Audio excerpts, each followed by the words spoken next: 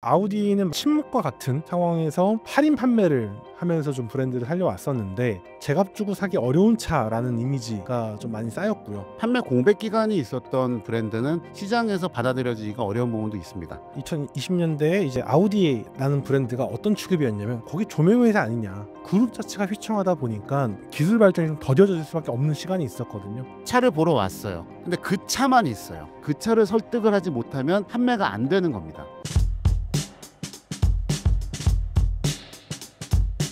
네, 안녕하세요. 자동차 카이블리스트 이동입니다. 네, 안녕하세요. 자동차 전문 기자 카울리 김학수입니다. 현대차 노조가 7년 만에 총파업에 들어갔습니다. 현재 교섭이 결렬된 핵심 쟁점은 무엇이며 노사 양측의 입장은 각각 어떻게 엇갈리고 있습니까? 일단은 지금 상황이 잠깐 중단되어 있어서 내부적으로 좀 협의를 해보겠다고 좀 중단되어서 다행이긴 한데 확실히 좀 올해 내내 좀 길게 이어지면서 이슈가 좀 되고 있습니다. 그래서 우선은 6월 달부터 타임라인을 오래거리 좀 정리를 하면 6월 달에 임금하고 단체 협상 상견례가 시작이 되면서 교섭이 시작이 됐고요. 그리고 7, 8월 동안에 계속 이런저런 얘기들이 왔다 갔다 했는데 거기가 불가능해 합의가 안 되니까 8월 달에 7년 만에 부분 파업을 단행을 했죠. 그리고 9월 9일 날 21차 교섭에서 이제 잠정 합의안이 도출이 돼서 기본급 10만 원 인상, 그다음에 경영 성과급 350% 플러스 700만 원, 하반기 위기 경력금 100% 플러스 150만 원 이런 것들이 이제 포함이 됐고요.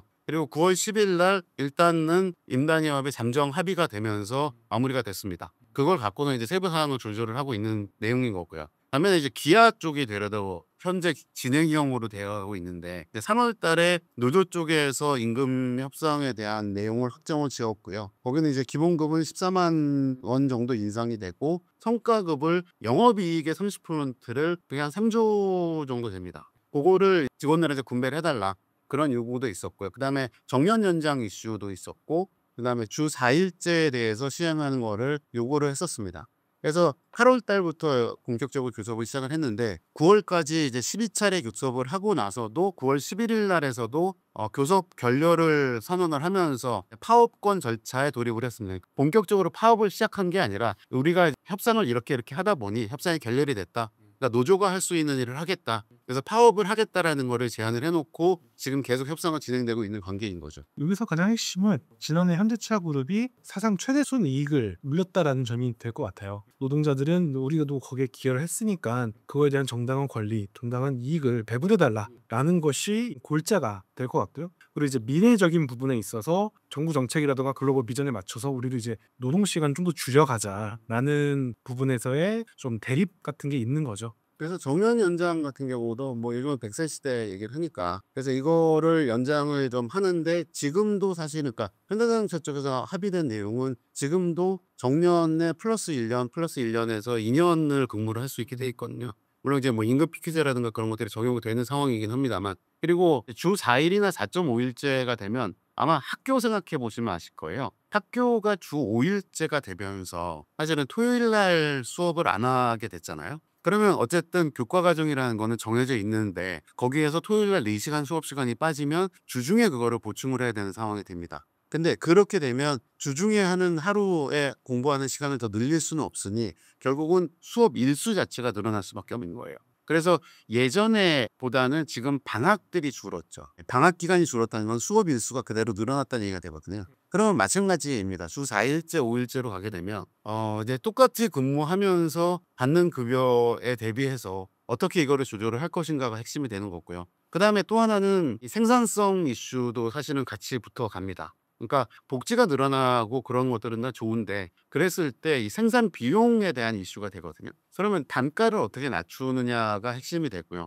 이게 단순히 우리나라에서 차를 팔리는 차의 값의 부분이 아니라 차의 원가에 포함되는 부분이기 때문에 수출이라든가 해외에서의 판매되는 것도 특히 지금 이제 미국에서 벌어지고 있는 관세 영향 협상이라든가 이런 것들에서도 임금 조정하고 그다음에 근무 시간 조절하고 하는 게 맞물려 있는 거죠. 현대차 입장에서 또 고민스러울 수밖에 없는 게 물론 최대 순이익을 남기기도 했고 글로벌적으로도 여러 브랜드에 비해서 현대차가 분명히 좀 긍정적인 상황이긴 합니다만 관세부터 시작해서 여러 가지 이슈들이 있다 보니까 최대한 안전하게 가고 싶단 말이죠. 이런 상황에서 어떻게 보면 좀 노조는 전체적인 좀 대변화를 큰 대전환을 요구하는 시점이다 보니까 회사 입장에서도 아주 막 이렇게 라이브하게 대응할 수 없는 것도 사실일 거예요. 근데 이게 또 애매한 게 흔히 말해서 이런 위기 상황을 대응할 수 있는 게 흔히 말하는 사내보유금의 현금을 얼마나 많이 유지하고 있느냐 이건데 이게 어느 정도가 합당하냐라는 건 되게 주관적인 평가거든요. 우리는 50조가 있어도 좀 불안해. 라고 하면은 불안하다라고 말할 수 있는 거기 때문에 이게 노조 입장에서는 아니지 않냐, 많이 있지 않냐, 좀 의견이 부딪힐 수 있는 부분이 있는 거죠.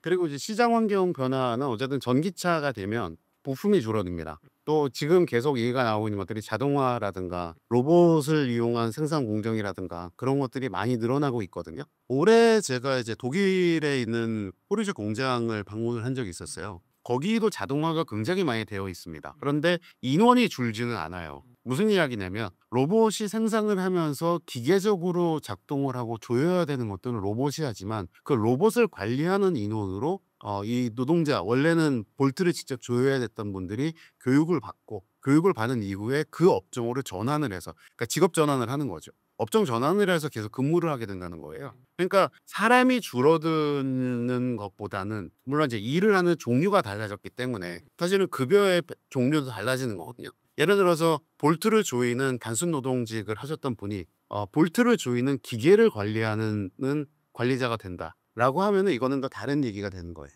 어느 쪽이 더 임금을 더 많이 받아야 되냐는 거죠. 사실 이런 부분들이 계속 이어지고 있기 때문에 이런 전환 과정을 노조가 모르지 않습니다. 이걸 해야 된다는 것도 알고 있어요. 그렇기 때문에 단순하게 내 임금을 높여달라가 아니라 미래의 이런 산업 변화에 따라서 생산 과정의 생산 방법의 변화에 따라서 업종 전환을 할 수 있게 해주고 직종 전환을 할 수 있게 해주고 그에 대한 교육과 그다음에 전환하는 과정에서의 정착하는 과정을 잘 만들어 보자라는 요구들을 지금 하고 있거든요. 그래서 기아차에서도 차 생산하는 로봇을 만드는 공장을 국내로 유치를 하자. 그러면 국내에서 생산을 하게 된 그 로봇 공장으로 지금 현재 있었던 사람들이 재배치가 된다고 그러면 기아차를 만드는 게 아니라 기아차를 만들기 위한 로봇을 만드는 공장으로 이제 이전을 할 수가 있는 거죠. 물론 이제 이거를 어떤 관점에서 보면 외부의 관점에서 보면 야 저거 지네들끼리 해먹으려고 그러네 라고 보실 수가 있어요. 그런데 원래 있던 직업을 이 사람들은 유지를 하는 겁니다.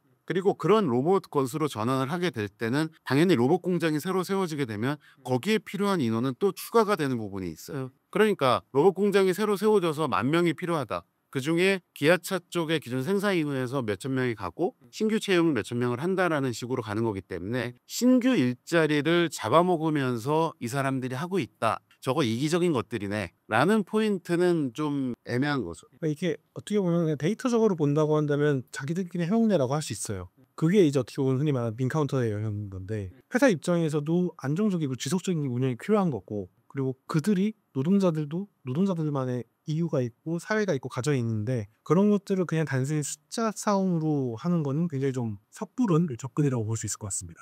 현대차 노조가 국내에서 손꼽히는 강성 노조가 될 수 있었던 역사적, 구조적 이유는 무엇이라고 분석하십니까? 이거는 조금 보시는 분들마다 시야가 좀 다를 것 같은데 저는 군부독재 시절부터 좀 이야기를 좀 해봐야 된다고 할 것 같아요. 왜냐면은 87년 7월 민주노조가 결성이 되면서 노동자 대투쟁을 통해서 이 권위주의 정부라던가 그리고 노동자의 권리가 무시되고 있던 그 사회성 이런 거에 좀 대응하는 것에서 시작이 되었거든요. 그러니까 우리가 흔히 말해서 전태일 열사부터 시작해가지고 많은 그런 노동 투사들을 얘기하지만 이 현대차 노조 역시 노조 자체가 그런 큰 역할을 했다라고 설명을 드릴 수 있을 것 같아요. 그렇기 때문에 기본적으로 좀 투쟁의 그런 노조가 될 수밖에 없었던 역사가 있죠.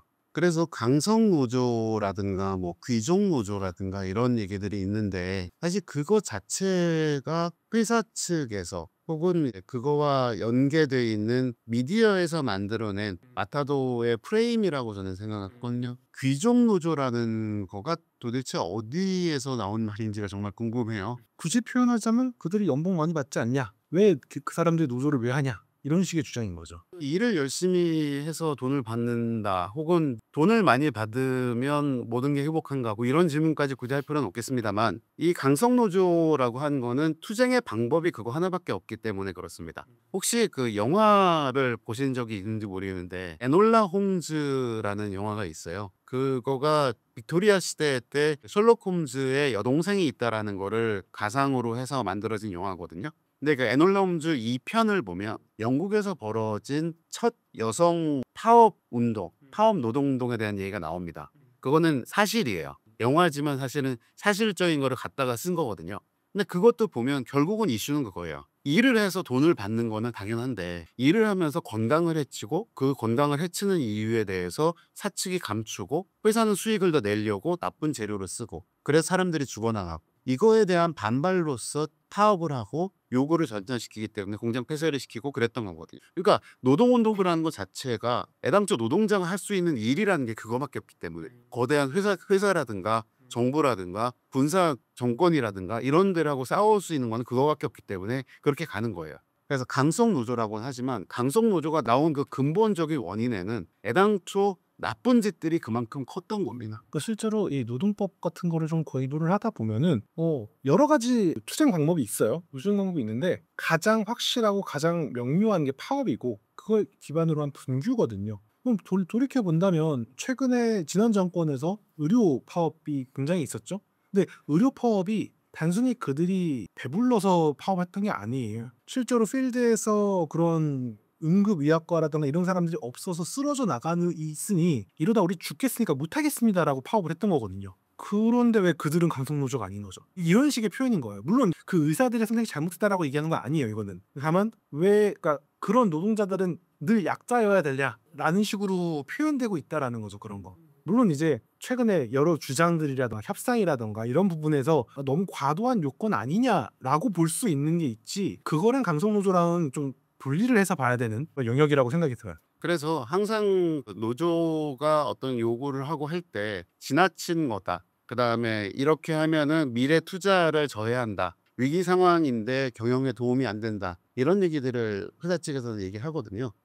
위기 상황이 된 거에 경영적 책임은 일차적 책임은 경영진한테 있습니다. 그거를 사원들한테 너네가 희생해서 회사를 만들어 주세요라고 얘기하는 거는 우리가 살면서 국가가 해줘야 될 일을 못했는데 지금 상황이 이런 너네가 참아 라고 하는 거랑 똑같다는 거죠. 그러니까 일단 기본적으로 귀족노조 강성노조라는 프레임 자체를 일단 깨고 봐야 되는 게 첫 번째고요. 근본적으로는 아까 이제 군사정권에서부터 얘기가 나왔지만 그러니까 개별적인 노조 상황에서 보면 IMF가 가장 컸습니다. 1998년에 아시아 금융위기가 터지면서 그때 구조조정이 시작이 됐어요. 정말 그냥 짐 싸서 나가야 되는 상황이 많았었습니다. 저는 그때 이제 직장 생활을 하고 있었었는데 급여가 3분의 1이 깎였어요. 그리고 금리가 미친 듯이 올라가고 기름값이 3배가 됐습니다. 살 수가 없어요. 그런데 회사에서 구조조정을 한대요. 갑자기 나가라고. 네, 그래서 나가라고 해요. 그래서 회사하고 다 협의를 본 게 그거예요. 급여를 그러면 우리가 줄이고 다 같이 버텨서 가자. 파업 같은 거는 그때는 생각도 못 했었습니다. 그런데 이게 이런 정리해고나 고용 불안에 맞서서 싸우기 시작을 한 게 강성노조라는 이미지가 생기기 시작한 근본 시작이에요. 이게 잘못됐다고 볼 수는 없죠. 그런데 그거를 말씀드렸던 것처럼 계속 그 이후에 강성노조 나쁘다, 사회적으로 안 좋다, 그다음에 이런 그 이기적인 집단이라는 이미지를 계속 만들어 가면서 부정적으로 만들어 버린 거죠. 그리고 이제 흔히 말해 강성노조의 이미지가 생긴 것 중 하나가 우리 예를 들어 쌍용차 사태라던가 뭐 이런 여러 파업 현장에서 화염병이라던가 죽창이라던가 이런 것들의 폭력성을 좀 언급하는 부분이 있어요. 뭐 그것도 틀린 얘기는 아닐 거예요. 분명 파업을 하는 건 좋지만 국가 권력이라던가 또 다른 사람들한테 상의를 주는 거는 그건 또 이제 별개의 법적인 도덕적인 문제이기 때문이죠. 근데 그때 당시에 공권력이 우리 일반 대중에게 어떻게 해야 하는지를 봐야 돼요. 백골단이 있었고 전경들이 물론 이제 전경들이 잘못했다는 건 아니에요. 무력으로 진압하고 패고 끌고 가고 죽이던 시절이었어요. 물론 이걸 들으면 이 사람은 또 친노조적이네라고 말할 수도 있겠지만 그러니까 한쪽이 강하게 나오면 반대쪽도 강하게 나갈 수밖에 없는 거예요. 물론 이제 그게 한쪽 이미지만 프레이밍이 되면은 머리가 아파지는 건데 그래서 최근에 점점 최근에 오게 되면은 노조들의 액션도 점점 약해지고 있다는 게 보여요. 그러니까 이게 결국은 사회적으로 이런 갈등과 분규의 모습이 어떻게 발전되느냐, 달라지냐 이런 걸 좀 보면 알 수 있을 것 같고요. 그리고 그 기준으로 보면은 미국에서, 유럽에서, 파리에서 일어나는 파업들은 뭐라고 해야 되죠? 폭동이죠, 폭동. 그렇죠. 왜냐면 과거에는 화염병을 던질지 모르겠지만 지금의 시위는 말 그대로 작업장에서 멈춰서 대기하고 멈추고 소리 지르고 한 게 전체잖아요, 대부분. 근데 지금도 파리라던가 미국이라던가 이런 데서 폭동을 보면 일단 차부터 불이 나요. 폭발이 일어나고요. 근데 왜 그들은 강성노조가 아니에요? 이런 식인 거죠. 그래서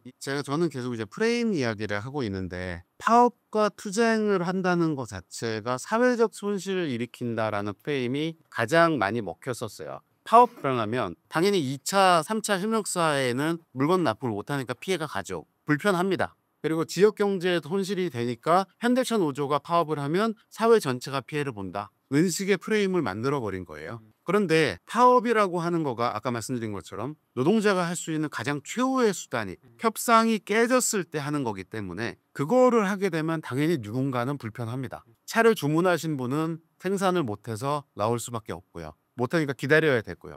그 다음에 2차, 3차 업체도 나중에 그거에 대한 이제 보상 부분에 대한 얘기가 있겠지만 피해가 갈 수밖에 없는 거거든요.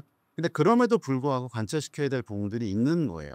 그래서 불법 파업이다라는 얘기 자체가 지금은 없어져야 되는 게 맞고요. 그 다음에 금방 얘기한 것처럼 실리노선으로 요즘 최근에 굉장히 많이 변화가 됐습니다. 실질적으로 노조원들을 보호하고 그 다음에 사회적으로 고립을 좀 극복하기 위한 그런 협상 태도들이 많이 나오고 있거든요. 그래서 청년이라든가 청년 고용을 늘리는 부분이라든가 그 다음에 고용을 좀 안정화시키는 거라든가 그리고 이제 미래의 전기차라든가 로봇 세상이 되었을 때에도 노동자들이 어느 정도의 권리를 보장을 받을 수 있도록 하는 부분들을 주장을 하는 이게 바뀌어 가고 있는 과정이라고 보여지는 거죠. 그리고 조금 더 역사적인 얘기를 하자면 이 현대차 노조가 어떻게 보면 가장 거대한 단일 노조다 보니까 이 현대차 노조를 통해서 노동 3권에 대한 안정화, 예를 들면 그냥 노조 관련된 법적인 역할을 할 수 있는 그런 좀 선봉장의 역할도 하기도 했었어요. 그리고 또 비정규직, 물론 이제 비정규직 차별이라든가 여러 가지 이슈가 여전히 남아있긴 하지만 비정규직 문제도 좀 더 대두화됐을 때 목소리를 많이 냈던 노조이기도 하기 때문에 그런 부분은 충분히 좀 감안해야 된다고 봐요. 물론 지금 이런 얘기들은 어떻게 보면 좀 친노조적인 표현처럼 들릴 수 있겠지만 절대적인 필드에서 사측과 노조 측의 비교를 하면은 사측이 압도적으로 강자예요. 왜냐면 직장 폐쇄하고 그냥 바로 업무 방해로 고발하고 이런 식으로 수없이 법적 다툼을 할 수 있거든요. 왜냐면은 실제로 파업 좀 다른 노조지만 MBC 노조라던가 이런 쪽 노조들을 보면은 파업을 하겠다라고 하면 가족부터 뜯어 말려요. 왜냐면 자기들이 굶어 죽으니까요. 그런 식의 이야기까지 좀 본다고 한다면 조금은 그런 프레임을 좀 더 완화시켜서 봐야 되지 않나라는 생각이 좀 듭니다. 해외 자동차 기업에도 현대차 노조처럼 강력한 영향력을 가진 강성 노조가 존재하나요? 가끔 이제 온라인의 댓글들을 보면 노조 때문에 국내에서 사업 못하니까 해외 나가서 공장 짓고 공사해라 그런 얘기 나가거든요.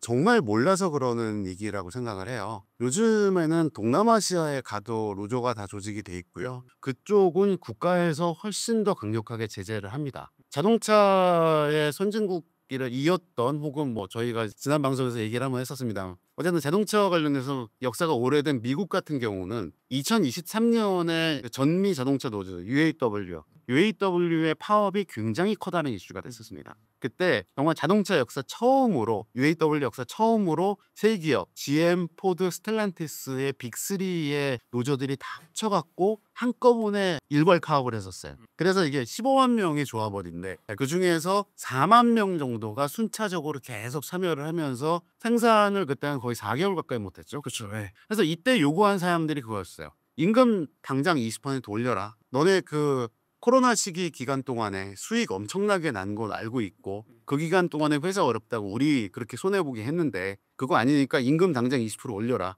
그리고 4년 동안 최대 46%까지 올려야 된다. 그 다음에 물가 상승과 연동해서 연봉 올리자. 매년 연봉 협상하는 거 아니다. 그리고 과거에 삭감됐던 연금이라든가 복지 혜택 그런 것들도 다시 부활시켜라. 왜 노조원들만 그런 것들 혜택이라고 없애보려고 했느냐. 그리고 주 4일제를 시범 도입을 하는 거라든가 근로시간 단축하는 거, 또 전기차로 전환을 하면서 생산 공정이 단순해지기 때문에 인원이 줄 수밖에 없으니까 그거에 따른 고용보장이라든가 공장 폐쇄 같은 것들도 어떻게 할 건지에 대한 대응도 하자. 그래서 6주 동안 이게 완벽하게 파업이 되면서 4년 동안 임금 25% 인상하는 거 확정되었고요. 그 다음에 신입하고 경력 모두 임금이 다 올라갔습니다. 예, 경력자만 올라간 게 아니에요. 그리고 실질 금액하고 연동되는 거, 물가랑 연동되는 것도 됐고요. 복지도 부활되는 걸로 타결이 됐어요. 굉장히 성공적으로 갔습니다. 그래서 물론 이제 영향력 으로 보면 뭐 글로벌 가격이라든가 공급망이라든가 그런 거에 영향이 발생을 했고요. 테슬라라든가 현대차처럼 미국 안에서 차를 만들고 있는 회사들에도 이 협상 내용이 영향을 줬습니다. 그러니까 사실은 전미 UAW가 이걸 했던 거가 사회적으로 굉장히 큰 이슈가 되면서 이 UAW 파업을 이끈 그 위원장이 쇼 페언이라는 사람이거든요. 이 사람이 그 조합원 직접 투표로 선출된 사람으로서 위원장이 되면서 그 이전까지 회사랑 짝짝꿍하면서 잘 먹고 잘 살았던 노조 간부들을 비판을 하고, 그리고 이 SNS나 온라인으로 협상 과정을 바로 실시간 생중계를 한다거나, 그리고 이 업체 제안서 같은 거를 카메라 앞에서 바로 꾸겨갖고서 버리는 그런 액션도 취하면서 이 워킹 클래스 혁명이라는 거를 가치로 내세워갖고 성공을 한 거죠. 이분이 그래서 2024년에 미국의 모터 트렌드가 70년이 넘었죠. 70년이 넘었는데 여기서 올해의 인물들을 뽑아요. 근데 24년 맨 오브 더 이어가 됐습니다. 올해의 인물로 선정이 될 정도로 굉장히 큰 영향을 미쳤어요. 그러면서 여기서 했던 얘기 중에 하나가, 야, 너네 그 CEO들이냐는 C레벨 임원들 수십억 달러씩 받아가는데 우리 연봉 150달러, 월에 150달러 올리는 게 그렇게 큰 이슈야? 라는 거를 주장을 하면서, 이게 약간 어느 쪽까지 갔냐면 노블리스 오블리주를 실천해야 되지 않느냐, 너네도. 임원들과 왜 이게 달라져야 되느냐? 라는 그런 풍등화까지 얘기까지가 흘러갔어요. 그래서 사실은 굉장히 큰 영향을 미쳤고요. 이 직접 민주주의 운동이 강화가 되면서 미국 노동운동에 굉장히 큰 변화를 일으켰죠. 그래서 이런 일들이 있었습니다. 미국에서도. 참고로 여기서 조금 전에 말씀하셨던 그 기업과 짝짝꿍했다라는 건 2017년도에 이제 부패 스캔들 사건인데요. 노조 간부들이 회사에게 돈을 받고 특정 회사의 파업을 약하게 해달라, 완화해달라, 이런 식으로 했었던 거거든요. 그러니까는 어용 노조였던 거죠. 어떻게 보면 어용 노조의 폐해, 그리고 기업의 돈으로 장난치고, 그리고 반대로 그거였어요. 우리 기업 쪽에, 우리 그룹 쪽 파업은 약하게 하고 쟤네는 파업 좀 세게 해줘, 이런 식으로 청탁을 한 거거든요. FCA가 대상이었고 GM과 포드 쪽에 스트라이크를 좀 더 강하게 해달라 라는 식으로 좀 비리를 저질렀던 거죠.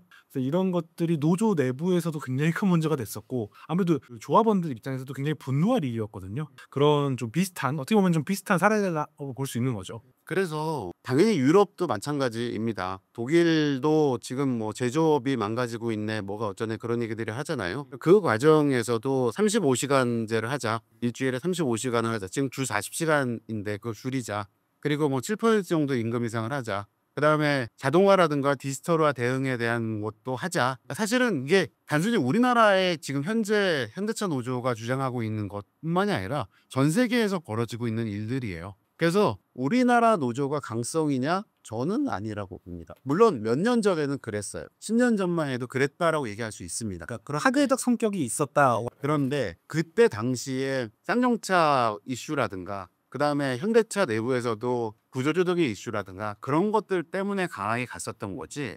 UAW처럼 강한 이슈에 강하게 해양하는 것도 해외에서도 똑같습니다. 실제로 뭐 또 다른 예가 이탈리아 자동차 노조로 볼 수 있는데, 이쪽은 뭐 어마무시하죠 진짜. 거기야말로 진짜 회사의 경영이 안 될 정도로 스트라이크를 많이 하는 그런 예시가 될 수 있을 것 같고, 흔히 말해서 자동차 선진국이라고 할 수 있는 독일 같은 경우로 좀 보게 된다면, 폭스바겐 노조는 아예 경영 참여를 하고 있어요. 현대차 노조라던가 이런 많은 노조들이 맨날 우리도 경영진에 좀 넣어달라 이런 말을 하잖아요. 실제로 그렇게 들어가서 일을 하고 있어요. 폭스바겐 같은 경우 실제로 이사회에서 꽤 많은 좌석을 차지하고 있고 그러고 있는데, 비슷한 케이스가 이 몇 년 전에 폭스바겐이 꾸준히 공장 폐쇄 그리고 구조조정을 하려고 했었는데, 그때 나왔던 이야기가 그거였어요. 왜 경영진이 실패해놓고 왜 공장을 문을 닫고 왜 노동자들을 해고하느냐, 그 경영자가 받았던 연봉이라던가 그 사람이 퇴직금을 뺏어야 되는 거 아니냐, 왜냐면 그 사람이 잘못한 거니까요. 근데 왜 그거를 다 노동자에게 떠넘기냐는 거죠. 이게 어떻게 보면 우리가 처음 얘기했었던 그 보험의 이슈,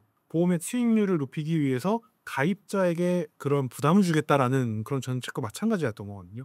그럼 당연히 노동자 입장에서는 왜 그러냐라고 볼멘 소리가 나오는 게 당연한 그런 과제라고 할 수 있겠죠. 현재의 갈등을 넘어 앞으로 현대차 노사 관계는 어떤 방향으로 정립되어야 한다고 보십니까? 솔직히 말해서 지금은 굉장히 중요한 터닝 포인트이긴 해요. 자동차 산업 자체가 많이 바뀔 거고, 또 제조부터 시작해서 물류 유통, 그리고 고객들한테 전해지는, 그리고 AS까지도 많은 부분에서 많은 변화가 있을 거예요.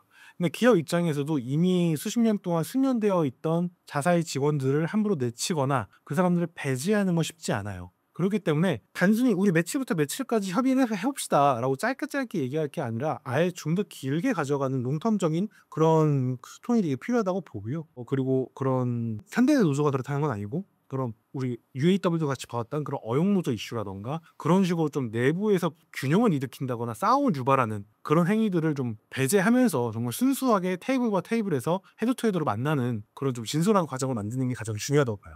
그래서 저는 최종적으로는 어쨌든 전환의 시기거든요. 전환의 시기입니다. 기존에 있었던 내연기관차가 전동화되어 가고 있고요. 그다음에 글로벌 시장도 자국 시장을 보호하는 시장 보호주의가 훨씬 더 강해지고 있고요. 또 그게 지역별로 가고 있기 때문에 수출을 해야 먹고 사는 우리나라의 자동차 산업으로서는 현지에서 생산하는 거를 늘릴 수밖에 없는 게 현실이에요. 그러면 이 시점에서 해야 되는 거는 이런 환경들에 대한 상호 간의 이해입니다. 그러니까 정보는 비대칭적일 수밖에 없어요. 그러니까 이 얘기는 무슨 얘기냐면 사측에서 경영진들이 갖고 있는 정보들이 사실은 노조의 간부들뿐만 아니라 노조원들까지도 이해를 할 수 있어야 됩니다. 아, 상황이 진짜로 이렇구나. 그래서 우리가 이렇게 바뀌어야 되는구나. 라는 거를 해야 되고 그 과정을 서로가 이해를 해야 거기서부터 사실은 협상이 시작이 될 수 있거든요. 얼마만큼을 줄인다라기보다는 늘린다라는 거에 대한 요구를 줄일 수 있느냐.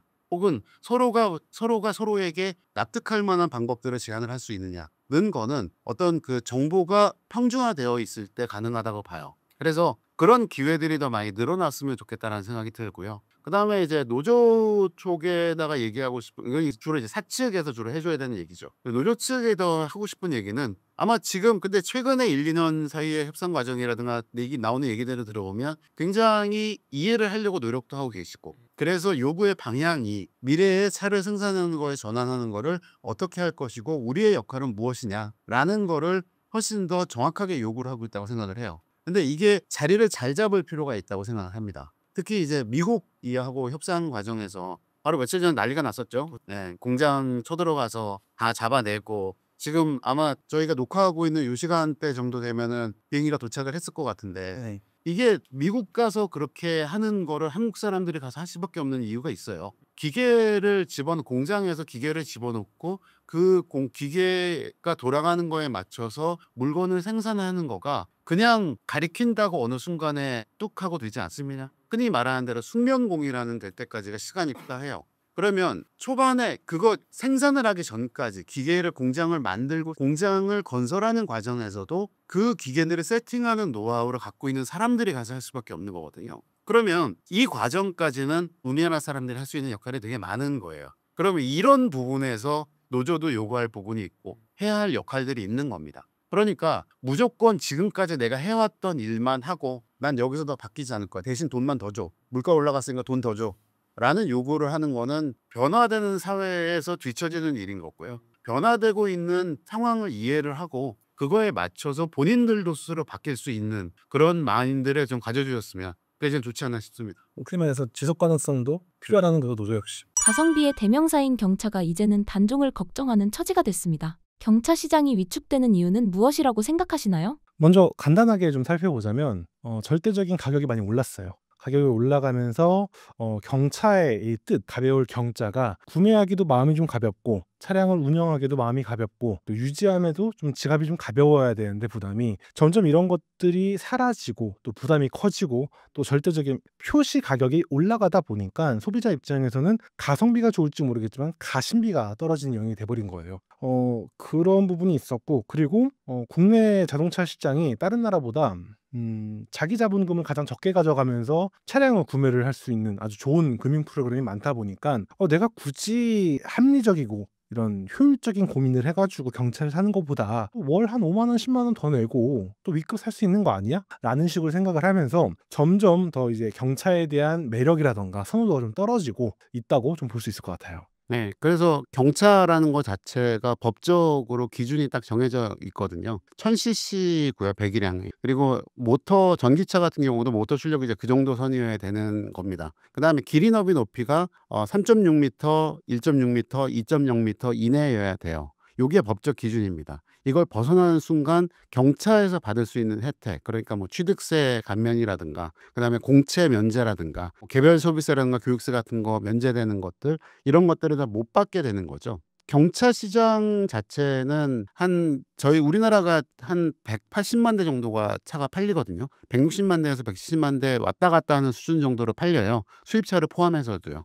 그 중에서 한 10만 대 정도가 원래 경차였습니다. 아마 잘 팔렸을 때는 20만 대가 넘어간 적도 있었어요. 그런데 지금 이제 축소가 돼서 10만 대, 작년에 아마 10만 대 정도였었고 올해는 이게 7만 대가 될 거라고 얘기를 해요. 그런데 이게 시장이 줄어든 게 된 거는 지금 얘기한 것처럼 가격이 액면가가 일단 올라갔기 때문에 그 가격을 기준으로 보면은 고를 수 있는 다른 차가 많은 거죠. 사실 차를 구매하는 상황에서는 자동차세가 싸다거나 혹은 유류비 지원을 해준다거나 이런 것들이 눈에 잘 안 들어옵니다. 이거는 나중에 받을 혜택이니까. 그렇죠. 그런데 당장 액면가로 차값이 비슷하네? 그리고 얘기한 대로 36개월 할부하는데 월에 5만 원씩만 더 내면 되네? 라고 하면은 그 바로 윗급에 있는 소형 SUV들, 컴팩트 SUV들이 굉장히 다양하게 선택을 할 수 있기 때문에 이익 쪽으로 넘어가기가 사실은 쉬운 거예요. 그리고 또 하나는 뭐가 있냐면 경차 혜택이라는 것 자체가 애당초 처음에 경차가 나오게 된 이유 중에 하나가 연비가 좋은 차를 타면서 그런 그 환경적인 요인도 보호를 하자.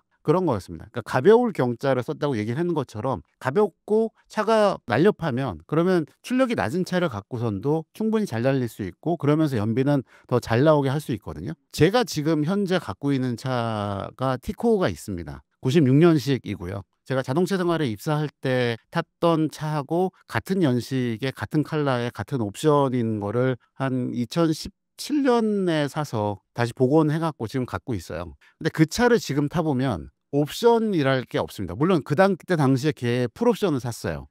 나름 그래도 앞쪽 좌우 창문은 파워윈도우가 있습니다. 예, 탁발이 있죠. 예, 이게 수동으로 돌려야 되는 거가 있죠. 근데 파워 스티어링이라든가 이런 거 당연히 없고요. 그 다음에 EBS 같은 거 당연히 없고요. 그리고 에어백 당연히 없습니다. 그리고 심지어 경차 규격이 티코하고 마티즈하고 옛날에 아토즈가 팔리던 때보다 지금의 경차 규격이 폭이 10cm가 이게 커진 거예요. 많이 커졌죠. 그래서 10cm가 커졌기 때문에 지금 경차를 모닝이라든가 캐스퍼 같은 차를 타보면 좌우폭이 굉장히 넓어요. 제 티코에 비하면 그렇다는 거죠. 그런데 이렇게 되면서 경차 규격이 커지고 그 다음에 안전 기준 자체가 안전 장비를 의무로 장착해야 되는 것들이 그동안에 계속 늘어났습니다. 티코가 나왔던 91년을 기준으로 했을 때보다 지금 현재 기준으로 보면 당연히 ABS 기본으로 장착해야 되고요. 그 다음에 ESP라고 하는 자세 제어 장치 기본으로 있어야 되고요. 운전석 에어백, 조수석 에어백 기본으로 있어야 됩니다.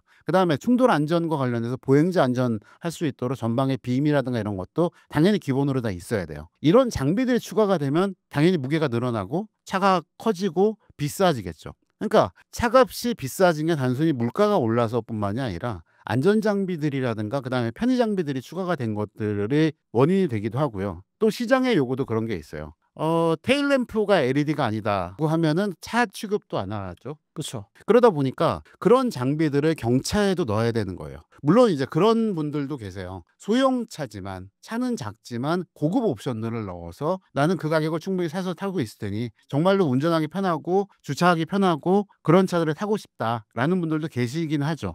그런데 그 시장은 사실은 굉장히 작고 경차의 혜택을 봐야 되는 거에서는 가격이 비싸졌기 때문에 그게 걸림돌이 되는 거고요. 그다음에 또 하나는 뭐냐면 연비의 이슈가 있습니다. 그러니까 차가 커지고 장비가 늘어나면서 무거워지다 보니까 근데 엔진의 출력이라든가 이런 부분들은 거의 비슷해요. 이 얘기는 무슨 얘기냐면 결국은 연비는 계속 떨어져 왔다는 얘기가 됩니다. 그러니까 제 티코만 하더라도 대충 기름 넣고 막 밟고 다니고 에어컨 계속 켜고 다니고 뭘 해도 리터당 16km 이하로 절대로 안 내려가요. 근데 얘는 공인 연비가 그때는 기준으로 24km였거든요. 좀 기준이 다르긴 하지만. 네, 기준이 달랐지만 근데 그때 탔던 때도 18km, 19km는 나왔었어요. 근데 요즘 경차들 보면 일단 다 자동 변속기고요. 그리고 그 차 무거워진 차에 자동 변속기 얹고 힘이 약한 엔진을 쓰다 보니까 당연히 연비도 12km, 13km가 나오면 아주 잘 나오는 겁니다. 특히 레이 같은 경우는 이제 특유의 형태로 인해서 네. 이 고속도로 연비가 사실상 뭐 중형차급이다 이런 식으로 말을 할 정도로 메리트가 많이 떨어지는 거죠. 그러니까 경차 자체로서의 메리트도 사라졌기 때문에 이게 저는 솔직한 얘기로 그돈씨라는 단어를 그렇게 좋아하진 않거든요.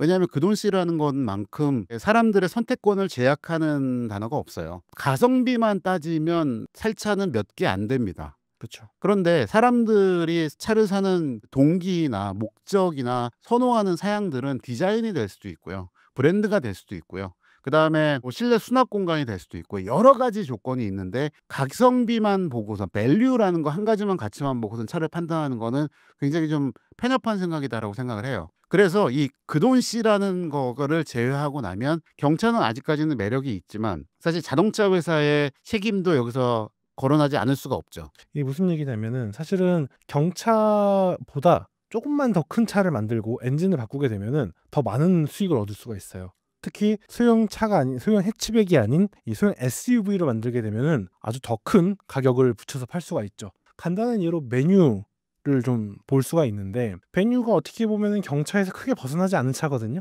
그런데 가격적인 부분에서 상당히 큰 차이를 만들 수도 있고 그러다 보니까 한 대의 경차를 파는 것보다 한 대의 소형차, 소형 SUV를 파는 게 더 훨씬 이득이 되는 세상이 돼버리는 거예요. 그러다 보니까 이 살살살살 끌어올리면서 가격이 겹치게 되면 저 돈이면 조금만 더 하면 더 위급 살 수 있는데 라는 식으로 좀 모아가는 것도 없지 않아 있죠. 그래서 자동차 회사 입장에서는 어쨌든 수익이 높은 모델을 판매하는 게 편하겠지만 그리고 그걸 좋게 생각을 하겠지만 시장의 다양성이라는 측면하고 그다음에 원래 경차가 만들어진 그 목적 그러니까 연비 좋은 차로 가볍게 많은 사람들이 탈 수 있는 자동차의 보급을 훨씬 더 넓게 할 수 있는 그런 것들의 목적에는 부합하지 않는 거죠. 그리고 좀 약간 여담으로 한다면 좀 집안에서 차를 한 대만 갖고 있지 않는 가정들이 좀 늘어나고 있거든요. 그러니까 예를 들어서 메인용 차가 따로 하나 있고 마실용 혹은 간단히 출퇴근용으로 좀 합리적으로 경차를 산다 이러면은 아무도 뭐라 하지 않아요. 근데 사회 초년생이 난 경차를 산 게 맞고 대신 안전을 위해서 옵션을 좀 더 넣어야지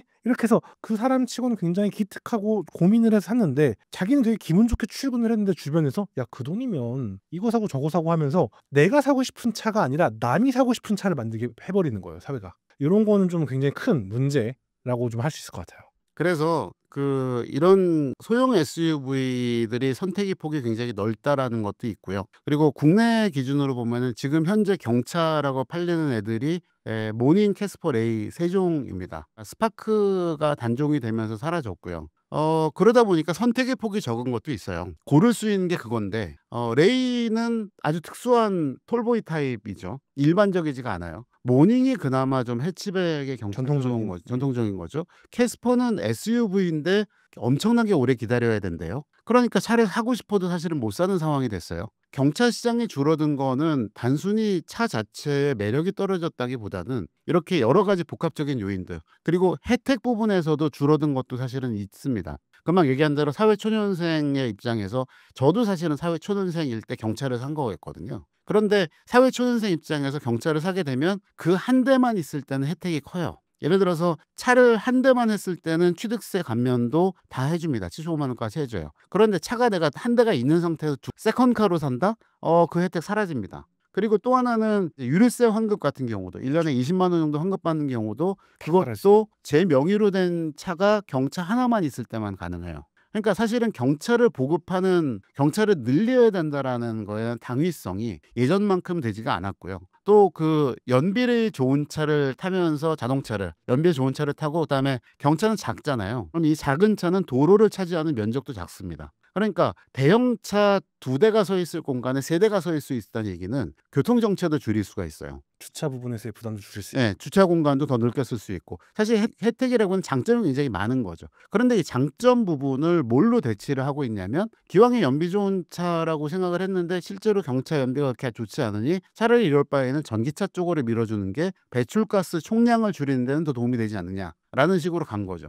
그래서 자동차세도 경차는 아무리 비싸다고 해도 10만 원 안팎이거든요. 그런데 전기차가 10만 원입니다. 차값이 5천만 원, 6천만 원, 7천만 원 몇 억이 돼도 10만 원이에요. 그럼 1년 자동차세 10만 원이라고 하는 거가 사실은 메리트가 없어져 버린 거죠. 상대적인 메리트가 없어져 버린 거죠. 그러니까 지금은 경차라는 거에 대해서 정책적으로가 됐건 그다음에 사회적으로가 됐건 한번 정리를 할 필요가 있지 않나라는 생각이 드는 거죠. 일본 같은 경우는 일본의 경차라고 할 수 있는 K카가 많이 팔릴 수밖에 없어요. 왜냐면은 차고지 증명부터 시작해가지고 여러 부분에서 혜택이 굉장히 많거든요.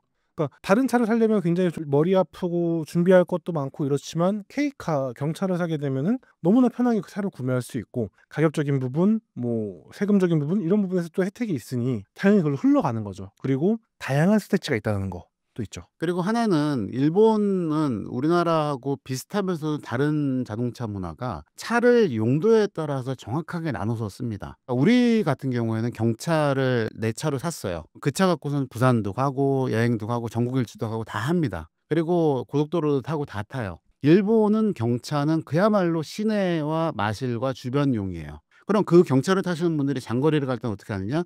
기차를 탑니다. 대중교통을 이용해서 다니는 거예요. 그래서 경차가 고속도로에 들어오는 경우가 굉장히 드물어요. 용도에 맞춰서 사실은 사용을 하고 있는 거죠. 반면에 우리나라는 그게 아니기 때문에 차 한 대로 모든 거를 끝낸다라고 하는 상황에서는 경차를 사서의 메리트가 줄어들면 당연히 그거보다 가격 차이가 그렇게 크지 않다고 하는 조금 더 큰 소형 SUV 쪽으로 넘어갈 수밖에 없는 거죠. 그리고 가심비적인 부분에서 이제 소형 크로스오버, 소형 SUV들이 많아지면서 그쪽이 치열해지다 보니까 굉장히 합리적인 존재들이 등장을 했죠. 자동차 회사 입장에서도 잘 팔리는 시장이고 또 컴팩트 SUV들이 경쟁 모델들이 많다 보니까 그 경쟁에서 이기기 위해서는 자기는 상품성이 좋아야 되거든요. 그러니까 더 좋은 상품성을 위해서 옵션이라든가 사양이라든가 구성품들을 더 넣어서 가격 대비 성능에서도 얘네들 좋네라는 얘기가 나올 정도로 많이 만들어 놨거든요. 그러니까 이 차들하고 그 밑에 있는 경차들하고 비교해 보면 더 차이가 나죠. 대한민국 경차 4대장을 비교해 주신다면요? 저는 지금은 단종되었던 이전 세대 M300 스파크, 그것도 LPG 수동. 정말 최고의 차였던 것 같습니다. 그 차가 연비도 좋고요. 굉장히 경쾌했고, 그리고 이제 그 차가 원래 이 이슬람 국가에도 판매를 하기 위해서 헤드룸을 터번까지 쓰고도 살 수 있도록 되게 높게 만들어 놨거든요. 그래서 공간 연출이 굉장히 매력적이었어요. 물론 앞모습이 조금 호불호가 좀 갈리는 모습이긴 했지만 아주 훌륭한 가스팍이라고 불렸거든요. 그 분홍색 가스팍은 정말 최고의 경차 중 하나가 아니었나 그렇게 생각을 해봐요. 그래서 경차 뭐 말씀드린 것처럼 이제 모닝, 레이, 그다음에 캐스퍼가 있는데 저도 2013년에 그 가스팍을 탔었어요. 그러니까 그 M300이 단종되는 마지막 생산된 분에서 정말 마지막으로 한 대 남아 있던 파란색 수동 모델을, 그러니까 LPG 스파크를 탔었거든요. 정말 재밌게 탔었습니다. 정말 재밌게 탔었어요. 그래서 그거에 대한 추억이 있어서 저는 경차는 수동 변속기를 타게 되면 힘 부족한 것도 없고요. 그리고 의외로 굉장히 단단하게 잘 달릴 수 있는 차에서 운전 재미도 좋았던 기억이 있거든요.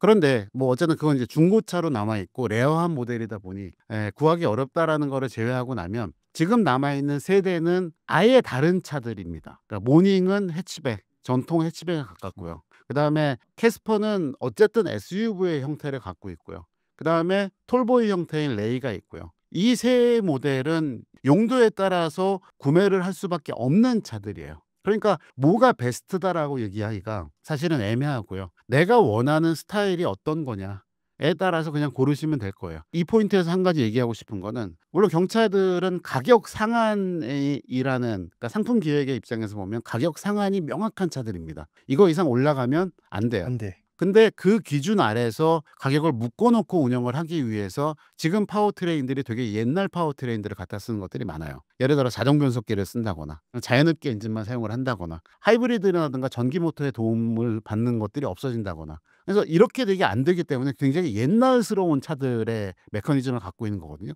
그러니까 경차를 베이스로 한 EV 전기차들이 판매가 더 사실은 늘어나고 있는 거예요. 경차는 아닙니다만 캐스퍼 일렉트릭이 지금 뭐 20개월, 15개월 기다려야 된다고 얘기를 하고요. 레이 EV는 판매 적체는 없지만 판매 수치는 굉장히 많이 늘어나고 있거든요. 그렇죠. 그러니까 그런 식으로 대체가 되고 있다라고 생각을 하면 지금의 경차를 정리를 하자라고 얘기를 했잖아요. 어쨌든 지금 배터리 기술 좋아졌고 대충 300km 이상은 NCM 배터리 넣으면 경차 사이즈에서도 운행이 될 겁니다. 그 정도라면 도심용 주행을 위해서는 차라리 전기차들로 전환하는 게 낫지 않나, 그런 생각도 하게 됩니다. 한국에서 중형 세단이 가장 인기 있는 이유를 뭐라고 보시나요? 요게 조금은 지난 이야기예요. 사실은 중형 세단이 인기가 있었던 거는 한 10년 전? 15년 전까지의 이야기라고 볼 수 있을 것 같고요. 지금은 조금 더 큰 체급으로 올라왔다라고 보시면 될 것 같아요. 대신 여기서 말씀하셨던 중형 세단이 인기라고 하는 건 어떻게 보면은 소비자들이 중형 세단 정도를 기본으로 깔고 가는 시대가 되었다. 심리적으로 좀 그렇게 볼 수 있을 것 같습니다. 그러니까 그 차가 커졌죠. 근데 커진 포인트가 2016년, 17년, 18년 고쯤을 해서 그랜저가 국내 판매 1등을 한 적이 있었어요. 그 이후에도 몇 번 하긴 했었지만 전 그때 되게 깜짝 놀랐습니다. 그랜저가 1등이라고 판매? 왜냐면 판매 1등은 아반떼거나 소나타였었거든요. 그렇게 가면서 야, 중대형 세단이 1등을 하는 시대가 됐구나. 우리나라 사람들 큰 차 정말 좋아하네라고 생각을 했더니 지금은 산타페, 소렌토, 그다음에 팰리세이드 같은 차들이 엄청나게 팔리는 시대가 됐죠. 이거는 배경으로는 뭐 우리나라 사람들이 큰 차를 좋아한다도 있지만 사실은 경제적 여력이 돼서 그렇습니다. 경제적으로 그런 차를 살 수 있는 여력이 됐고, 그다음에 큰 차를 타고 다녀도 불편하지 않은 도로 환경들이 갖춰지기 시작을 했고요. 하다못해 예전에는 정말로 10년 전, 15년 전에 그 정도 급의 차를 끌고 다니면 주차장에 차를 세우고 내릴 수가 없었어요. 주차장에 규격이 있는데 그 규격보다 규격에 꽉 막거나 좁아서 내리지를 못하는 경우가 많았는데 요즘은 그렇지 않거든요. 길이라든가 너비 같은 게 충분히 갖춰진 주차장들이 많기 때문에 큰 차를 탈 수 있는 여건이 사실은 생긴 것도 있고요. 그다음에 기술이 발전을 하면서 큰 차들이라고 해도 연비가 나빠지지 않아요. 특히 대형 차들은 그랜저가 인기를 얻게 된 것도 사실은 하이브리드가 나온 이후거든요. 그러니까 그랜저를 타지만 연비가 리터당 7km가 아니라 14km가 나오는 차라고 하면 이거 나 5년 탈 건데 그러면 내가 소나타를 사는 것보다 차라리 저걸 사는 게 연비로 커버를 할 수 있겠네? 이런 생각들을 하게 되는 거죠. 물론 이제 현실적으로 그렇게 되느냐는 거는 다른 얘기고요. 저는 차들이 바뀌어간 부분하고 중대형 차급의 시장이 넓어진 것들이 기술의 발전, 사회 환경의 발전, 그다음에 소득 수준의 향상, 또 큰 차들을 선호하는 그런 문화, 이런 것들이 복합적으로 작용을 했다고 봅니다. 실제로 이제 PPP 상승률을 좀 보면 될 것 같아요. GDP의 상승이 아주 큰 편은 아니었지만 우리나라는 최근에 이 짧은 시간 동안 PPP가 굉장히 많이 올라오면서 전체 소비 능력이죠. 그러면서 이제 조금 더 큰 차를 볼 수 있게 됐고, 그리고 반대로 또 수입 브랜드에서도 국내 브랜드가 좀 점유하고 있었던 컴팩트에서 중형 모델들보다 조금 더 특별한, 좀 더 큰 차를 내놓다 보니까 국산 브랜드도 자연스럽게 그 시장에 대응을 하는 상황이 돼버린 거예요. 그러면서 3열 SUV였던 이제 펠리세이드라던가 큰 이런 차들이 나오기도 시작했던 거고, 그리고 또 어쩌다 보니까 명목상 차량의 가격이 점점 올라오고 있단 말이죠. 최근에 몇 년 동안. 그러다 보니까 그랜저의 가격이 과연 그렇게 부담스러운가? 라는 표현을 했을 때 꽤 매력적이 돼버린 거죠. 대형 모델들이. 그리고 앞서 말씀드린 것처럼 5년 탈 건데 중형 세단을 사느니 준대형 나쁘지 않은 게 금융 프로그램이 또 있다는 거죠. 앞서 말씀드린 것처럼. 그렇게 월 분담금으로 내다 보니까 크게 또 메리트가 생기는 거죠, 거기서. 그리고 이건 약간 마케팅적인 부분인 거긴 한데, 우리 첫 번째 촬영에서도 얘기했었던 그 친구가 어떻게 사냐는 질문에 그랜저로 답을 했습니다 같은 그런 것들이 이제 퍼지면서, 우리나라가 밴드웨건에 굉장히 약한 나라거든요, 사실은 전체적으로. 왜냐면은 굉장히 효율성을 중시하고 정형화된 것들을 좀 루트를 따라가려고 하는 그런 심리적인 게 있어서, 심지어 게임마저도 그런 육성 코스라든가 정형화된 코스를 따르려고 하잖아요. 내가 원하는 게 아닌. 그러니까 그런 상황에서 얘들아 이제 소나타가 아니고 그랜저를 사는 거래. 그러니까 다들 그랜저로 우르르 가는 거고, 이제는 3열 SUV 사는 거래. 펠리세이드로 우르르 가는 그런 분위기가 있어서 더 이렇게 점점점 크게 가지 않나 싶어요. 그래서 사실 해외 출장을 다니다 보면은 우리나라에 진짜 큰 차들 진짜 많아요. 정말 많습니다. 독일 3사 중 한국에서 가장 인기가 없는 브랜드는 아우디입니다. 한국에서 유독 아우디가 안 팔리는 이유는 뭐라고 보시나요? 우선 이거는 좀 시대적인 배경이 좀 필요할 것 같아요. 저희가 2015년도에 전 세계를 강타했었던 디젤 게이트 여파가 있었고요. 그리고 그 이후에 이제 브랜드가 이걸 어떻게 대응하느냐에서 브랜드 이미지가 많이 좀 갈렸었거든요.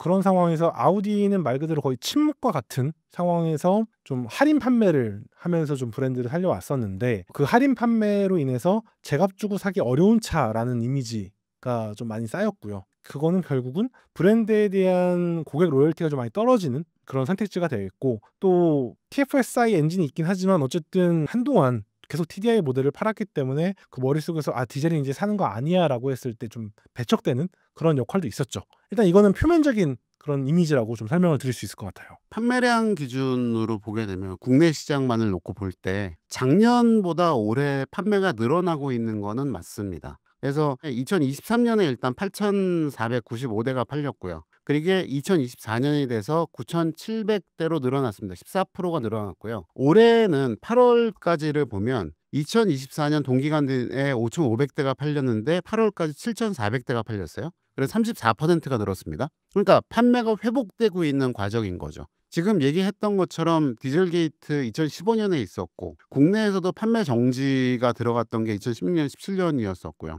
판매 정지 기간 이후에 다시 판매를 시작을 하면서부터 인증 관련된 이슈라든가 그런 프로세스들이 다 올스톱이 됐었고요. 그러다 보니까 판매 공백 기간이 있었던 브랜드는 시장에서 받아들여지기가 어려운 부분도 있습니다. 그다음에 두 번째로 얘기하는 거가 디젤 엔진을 승용 디젤을 많이 탔던 거가 사실이에요. 국내에서 수입차 자체가 폭발적으로 성장을 하게 된 거가 수입차 시장이 개방된 거는 뭐 1988년에 개방이 공식적으로 됐지만 그 이후에 1990년대나 그때까지만 해도 그냥 고만고만 했어요. 그러다가 2000년대 중반을 넘어서면서부터 사실은 본격적으로 판매가 후욱하고 올라가기 시작을 합니다. 그러면서 제가 기억하고 있기로는 2000년 중반, 그러니까 2005년, 6년, 7년 이때는 혼다의 차들이 뭐 CR-V라든가 그다음에 어코드라든가 이런 차들이 1등을 했고요. 그리고 일본 차 브랜드 중에 렉서스 ES가 처음으로 다시 1등을 올라간 적이 있었어요. 그런데 그 이후에 2010년대를 들어오게 되면 그때 BMW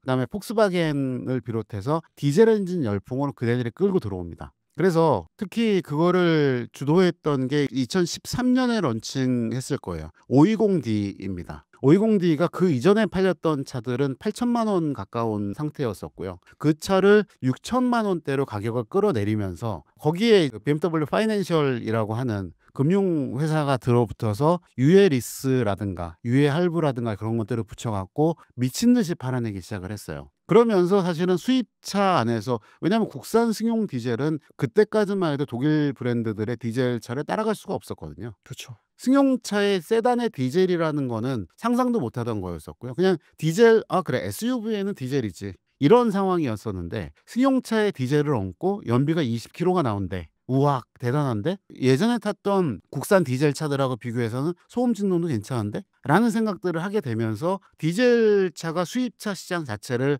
끌어올리는 역할을 합니다. 그리고 그 역할을 하면서 거기에서 아우디하고 폭스바겐 브랜드가 같이 성장을 왕창 해요. 그랬는데 그게 디젤 게이트가 터졌죠. 그리고 디젤 게이트가 터지면서 브랜드 자체가 판매가 중단이 되고 시장의 이미지가 디젤은 이제 끝났네로 전환이 되는 거예요. 그리고 그 이후에 전기차의 시대지 혹은 가솔린 엔진 그냥 사도 되겠네로 전환이 되면서 인기가 사그라들었던 것도 있고요. 아우디가 기술을 얘기하거든요. 걔네들 캐치프레이즈가 모스부르크 뒤르크 테크닉이라서 기술을 통한 진보예요. 워낙 기술을 앞세웠던 브랜드고요. 그 기술에는 TDI 엔진, 그러니까 터보 디젤 직분사 엔진, TFSI 가솔린 터보 직분사 엔진, 그다음에 콰트로 4륜 구동 시스템, 그다음에 LED 라이팅 기술, 그리고 알루미늄 바디 기술 이런 것들을 아우디가 주로 기술에 대한 부분으로 앞서 나가고 있다는 거를 주로 많이 내세웠었어요. 그런데 거기에서 큰 축이었던 TDI 엔진이 무너지고 나니까 그런 도덕적인 이슈로 무너지고 나니까 사실은 다른 부분까지도 영향을 미칠 수밖에 없었던 거죠. 그래서 2020년대에 이제 아우디라는 브랜드가 어떤 취급이었냐면 거기 조명회사 아니냐라는 식으로 좀 비하되기도 했었죠. 왜냐면은 브랜드가 휘청한 게 아니고 그룹 자체가 휘청하다 보니까 어떻게 본다면 좀 기술 발전이 좀 더뎌질 수밖에 없는 시간이 있었거든요. 근데 그런 사이에 다른 브랜드들이 계속 치고 올라가고 이러다 보니까 앞서 말씀드렸던 그런 엔진이라던가 LED 기술이라던가 이런 것들이 더 이상 아우디만의 전유물이 아니게 됐던 거죠. 그러다 보니까 아우디 브랜드에 대한 이미지가 좀 전체적으로 좀 하락되어 있었던 그런 상황이었죠. 하지만 이 전동화 전환은 어쨌든 내부에서 꾸준히 해왔기 때문에 약간의 터닝 포인트를 맞고 점점 상승하고 있는 그런 상황이라고 설명할 수 있겠죠. 그래서 그게 재작년 정도서부터 시작을 해서 아우디에서 이제 Q4 이트론이라고 하는 딱 잘 팔릴 만한 영역의 준중형 사이즈, 우리나라식으로 하면 뭐 투싼 그런 사이즈의 SUV예요. 근데 그 이트론이라고 하는 전기차들이 나오기 시작을 하면서 그러면서 제 기억입니다만 작년 상반기에는 거의 큐퍼 이트론이 팔려서 아우디 판매 대수의 절반 가까이가 전기차였었어요. 근데 이제 뭐 까놓고 얘기하자면 팔릴 차가 그거밖에 없었기 때문이기도 했지만 이제 모델 라인업들을 채워가고 있는 과정이기 때문에 아까 말씀드린 것처럼 23년에 비해서 24년에 15% 정도 성장을 했고 올해 35% 정도까지도 성장을 하고 있는 거거든요.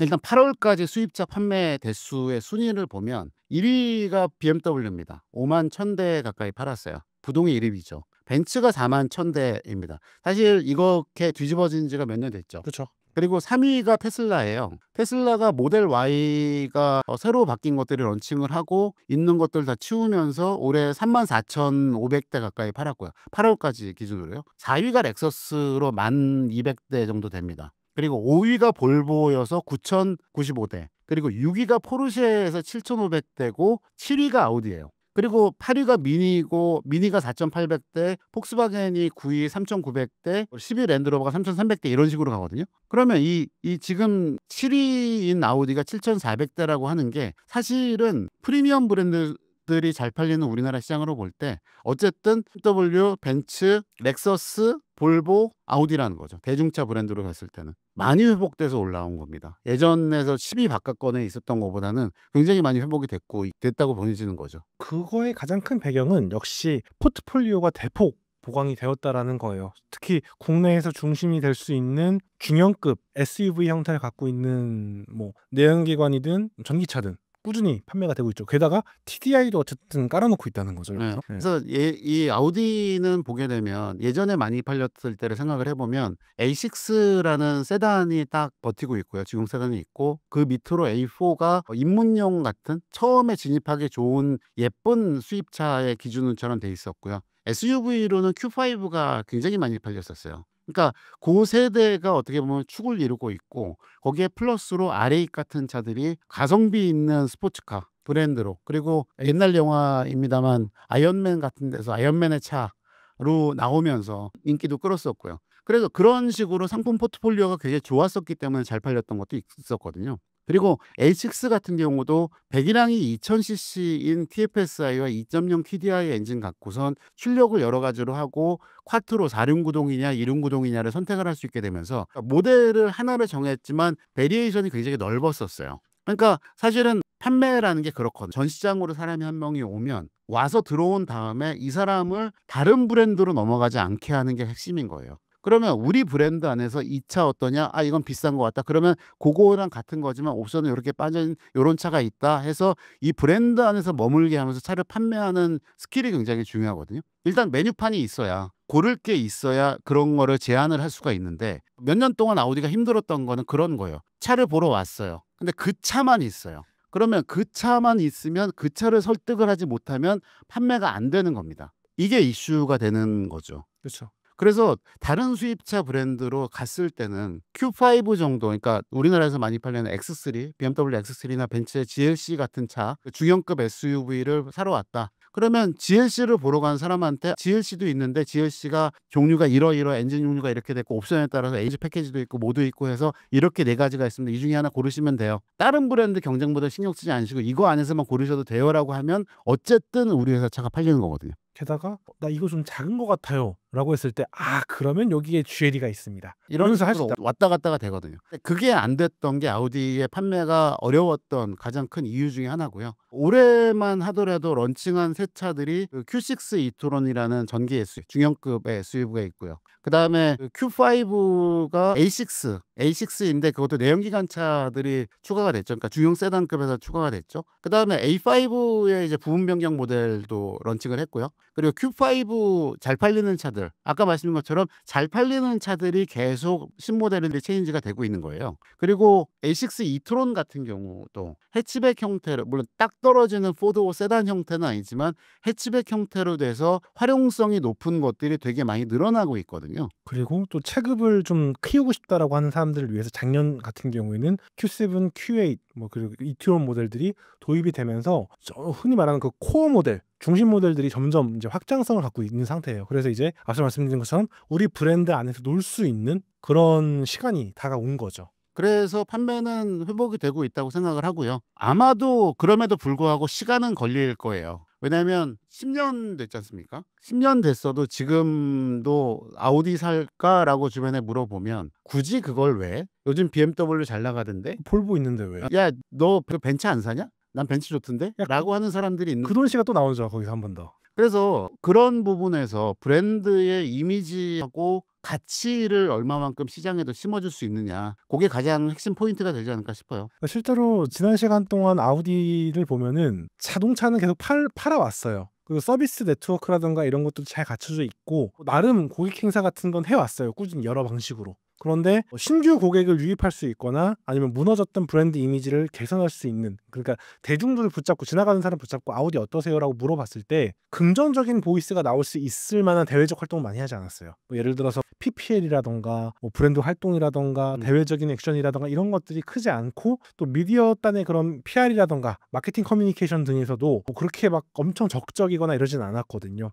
그러다 보니까 분명 아우디라는 차를 좋아하거나 구매할 수 있는 사람들을 위한 차는 있지만, 새로운 사람들 혹은 다른 브랜드에 잠깐 시선이 갔던 지난 10년 동안, 특히 이제 볼보가 되겠죠, 또는 이제 렉서스 같이 아우디에서 아우디를 못 사면 뭘 사야 되지? 라고 하면서 다른 차를 바라봤던 사람들을 다시 고개를 돌릴 수 있게 만드는 브랜드 활동이 아직은 없는 상태인 거죠. 그래서 그런 부분을 좀 더 신경을 써줘야 되는데 아직까지는 그런 부분이 좀 약하다, 그렇게 좀 평가할 수 있을 것 같아요. 눈으로 보이는 액션이 잘 없다라고는 하는데 하는 거는 확실해요. 근데 이제 내부적으로는 그런 준비들이 굉장히 잘 진행이 되고 있는 게 현실적인 거고요. 차를 판매하기 위해서는 신차가 론칭을 하게 되면은 어쨌든 영업사원 교육도 해야 되고 그 서비스 쪽의 교육도 해야 되고 뒷받침들이 다 돼야 되거든요. 근데 그런 행사들이 작년, 재작년에 없었던 것들이 올해부터 대규모로 시작이 됐었어요. 그러니까 이거는 어떤 의미냐면 교육은 원래 다 해야 되는 거 아니야? 근데 교육의 규모가 얼마냐에 따라서 영업사원들이, 그러니까 현장에서 영업을 해 고객을 상대해야 되는 영업사원들이 받는 자신감의 정도가 사실은 다릅니다. 근데 그 규모가 회복이 됐다는 거가 '아 이제 이 브랜드가 뭐 좀 하려나 보네.'라는 느낌을 먼저 받게 되는 거죠. 그리고 금방 얘기했던 것처럼 그거를 소비자들한테 전달하기 위해서는 다른 방법들이, 마케팅적인 방법들과 세일즈적인 방법들이 교차돼서 같이 진행이 될 필요가 있는 거죠. 그러니까 현재까지 셋업은 되고 있다, 이제 다시 도약할 수 네. 있는. 근데 이제 그 위에 포장하고 보여주는 그런 과정은 아직 좀 남아있다라고 설명할 수 있을 것 같아요. 아우디 판매량 급감의 원인으로 부족한 서비스 센터와 품질 저하도 언급되고 있습니다. 현재 수입차 시장에서 아우디의 서비스 수준은 어느 정도인가요? 저는 서비스 센터가 부족해서 내지는 뭐 서비스 품질이 안 좋아서라고는 생각하진 않아요. 물론 개별 케이스들은 있을 수 있습니다. 그러니까 내 차가 고장이 났는데 갔더니 개판으로 고쳐놨더라, 혹은 부품이 없어서 몇 달을 기다리라고 하더라, 대차도 안 해주고 서비스 진짜 개판이다 라는 케이스들은 당연히 생깁니다. 근데 그 케이스가 없는 브랜드는 없어요. 생깁니다. 당한 소비자분 입장에서는 가장 억울하신 일인 거는 분명히 생각이 들지만 그 케이스는 모든 브랜드에서 생길 수 있고 실제로 생기고 있는 일입니다. 아우디가 한창 많이 팔 때는 국내에서 3만 대 넘게 파는 적도 있었어요. 물론 그때는 전 시장도 더 많았었고요. 그런데 메인 서비스 센터라고 하는 딜러들의 메인 서비스 센터들 중에 없어진 거는 그렇게 많지 않습니다. 그러니까 되려 그 와중에 최근 2-3년 동안에는 그것들을 다시 확장을 해가면서 준비를 하고 있는 과정이거든요. 테크니션들을 놓치지 않는 게 이럴 때 가장 중요해요. 좀 잔인한 얘기입니다만 세일즈맨들 같은 경우는 팔차가 없으면 수익이 안 나기 때문에 떠나는 가능성이 훨씬 커져. 사실 잡기도 어려워요. 월급을 회사에서, 그 사람들은 차를 팔아서 수당을 받아야 수익이 나는데 1년에 몇 천만 원을 버는 수익을 회사에서 차도 안 파는 사람들한테 보존을 해줄 수는 없거든요. 그러니까 세일즈맨들은 사실은 이동이 생길 수밖에 없고, 차가 잘 팔리는 브랜드로 옮겨가는 것도 뭐 철새라는 욕을 먹긴 하지만 어떤 면에서 보면 자연스러운 경우도 됩니다. 그런데 서비스 센터는 다른 거예요. 3만 대, 2만 대 가까이 팔았던 차들이 계속 서비스 센터에 들어오는 거고요. 물론 신차가 안 팔리면 신차의 보증술이라든가 기본적인 워런티를 위해서 들어올 차가 없어지기 때문에 기본적인 수요는 줄어요. 하지만 서비스 센터는 사고 수리를 하는 걸로 먹고 삽니다. 정확하게 말씀드리면 그거예요. 그런데 이 과정이 차근차근 계속 진행이 되어 왔고요. 물론 이제 테크니션들은 어쨌든 월급을 받고 일을 하시는 분들인데 이분들이 경력이 높아지면서 그 이슈는 있죠. 서비스 센터에 들어오는 차가 줄어드는 거는 맞아요. 신차 팔리는 게 없으니까. 그러면 서비스 센터의 수익은 낮아집니다. 그런데 테크니션들의 연차가 높아지면 연봉은 올라가야 돼요. 딜러 입장에서는 굉장히 부담이 되는 게 사실이죠. 그러니까 인원들을 정리를 할 필요는 있지만 여기에서 중요한 포인트는 기술이 좀 어느 정도 있는 3년 이상 경력된 사람들은 반드시 잡아야 되는 사람들인 거예요. 이 사람들을 내보냈다가는 물론 나가는 거를 붙잡을 수는 없습니다. 그리고 이분들 중에는 밖에 나가서 자기 샵을 차리시는 분들도 많아요. 그런데 그 사람들을 붙잡는 게 딜러들한테는 가장 큰 이슈였었던 거고요. 그게 그렇게 나쁘지 않았다고 들었어요. 물론 이제 온라인 상에서 그런 경험하실 수 있어요. 일시적으로 그런 베테랑 엔지니어가 이탈을 하면서 좀 어려움이 있었을 때 가셨으면 당연히 불만을 느끼실 수 있죠. 하지만 전체적인 볼륨과 네트워크 규모는 이미 충분히 마련이 되어 있고 유지가 되고 있기 때문에 지금 서비스나 이런 쪽에서의 이슈들은 말 그대로 이제 SNS에서 일어나는 경험담 인 거고 전체적인 그런 네트워크 규모와 시스템이 운영됨에 있어서는 크게 문제가 없다고 좀 볼 수 있을 것 같아요, 지금은. 뭐 늘 하는 말씀입니다만 긍정적인 경험을 길게 쓰시는 분은 없어요. 부정적이고 그러니까 없다는 거가 당연히 그렇게 됩니다. 그러니까 긍정적으로 내가 서비스 잘 받고 한 거는 당연한 일이 되고요. 부정적으로 조금이라도 부족한 것들을 하게 되면은 길게 쓸 수밖에 없죠. 그러면 당연히 부정적인 이슈들이 강조가 되는 부분들이 생길 수밖에 없는 거고요. 그런 면에서 물론 이제 준비를 지금 해야 되는 시점인 거는 맞습니다. 오늘 몇 번 얘기가 나오긴 했는데 현재 독일 3사 중 한국에서 가장 많이 팔리는 브랜드는 BMW입니다. 최근 유독 BMW가 주목받는 이유를 뭐라고 보시나요? 일단 소비자가 BMW 브랜드 내에서 빠져나가지 못하게 너무 설계를 잘 해놨어요. 포트폴리오 설계가 B부터 Z까지 그리고 왼쪽부터 오른쪽까지 거의 모든 걸 갖추고 있고요. 그리고 사실은 신형 7 시리즈에 도입되었던 그 디자인도 뭐 X7에 도입되었던 그 디자인도 처음에는 약간의 그런 좀 호불호가 갈리는 평가가 있긴 했지만 경쟁사들이 워낙 좀 실수 아닌 실수를 좀 남발은 한 사이에 득을 많이 보게 된 것 같고 특히 약간 롤스로이스까지 같이 가져갈 수 있을 것 같아요. 그 얘기는 특히 왜냐면은 메르세데스 벤츠도 럭셔리 브랜드인 마이바흐를 보유하고 있거든요. 근데 이 마이바흐를 철저하게 격화시켰죠. 좀 더 대중적이고 마치 그냥 패키지처럼 마이바흐 패키지처럼 판매를 하니까 하이엔드 럭셔리 부분에서는 롤스로이스가 너무 압도적으로 유리하게 됐고 그리고 그 아래쪽에서는 뭔가 약간 우리가 저번에 메르세데스 벤츠의 경영진들의 오판과 혼란 속에서 그 사이에 BMW는 모든 영역을 다 챙겨가면서 쌓아 올려왔던 것들이 지금에서야 굉장히 인정을 받고 그리고 대외적인 브랜드 이미지가 압도적으로 좋을 수밖에 없는 것들이 무엇인지 잘 알고 있어요. 그래서 BMW 드라이빙 센터라던가 한국 부품사들을 발굴해서 연결을 한다라거나 이런 것들을 되게 잘 포장을 하고 잘 보여줘요. 이런 것들이 거의 모든 영역에서 좋은 기업이 해야 되는 걸 놓치지 않고 있죠. 게다가 뭐 주니어 캠퍼스 같이 미래 세대를 위한 드라이빙 센터가 영종도에 있잖아요. 영종도에 있는 학교 학생들을 다 초청을 해서 주니어 캠퍼스 체험을 시켜줘요. 저는 이제 영종도에 살고 그러니까 그걸 알고 있거든요. 그러니까 그런 것들처럼 지역 기반의 기업인 거의 역할도 할 수 있고 글로벌 브랜드의 역할도 할 수 있고 한국에 있는 회사의 역할도 잘 하고 있어요. 그리고 한국인 임원이 헤드쿼터를 담당하고 있다는 것도 꽤나 매력적인 부분이 될 수 있어요. 그래서 전방위적으로 잘하고 있다라고 설명할 수 있죠. 그래서 자동차는 늘 말씀드리지만 신차 전략이 명확해야 되는 게 가장 첫 번째거든요.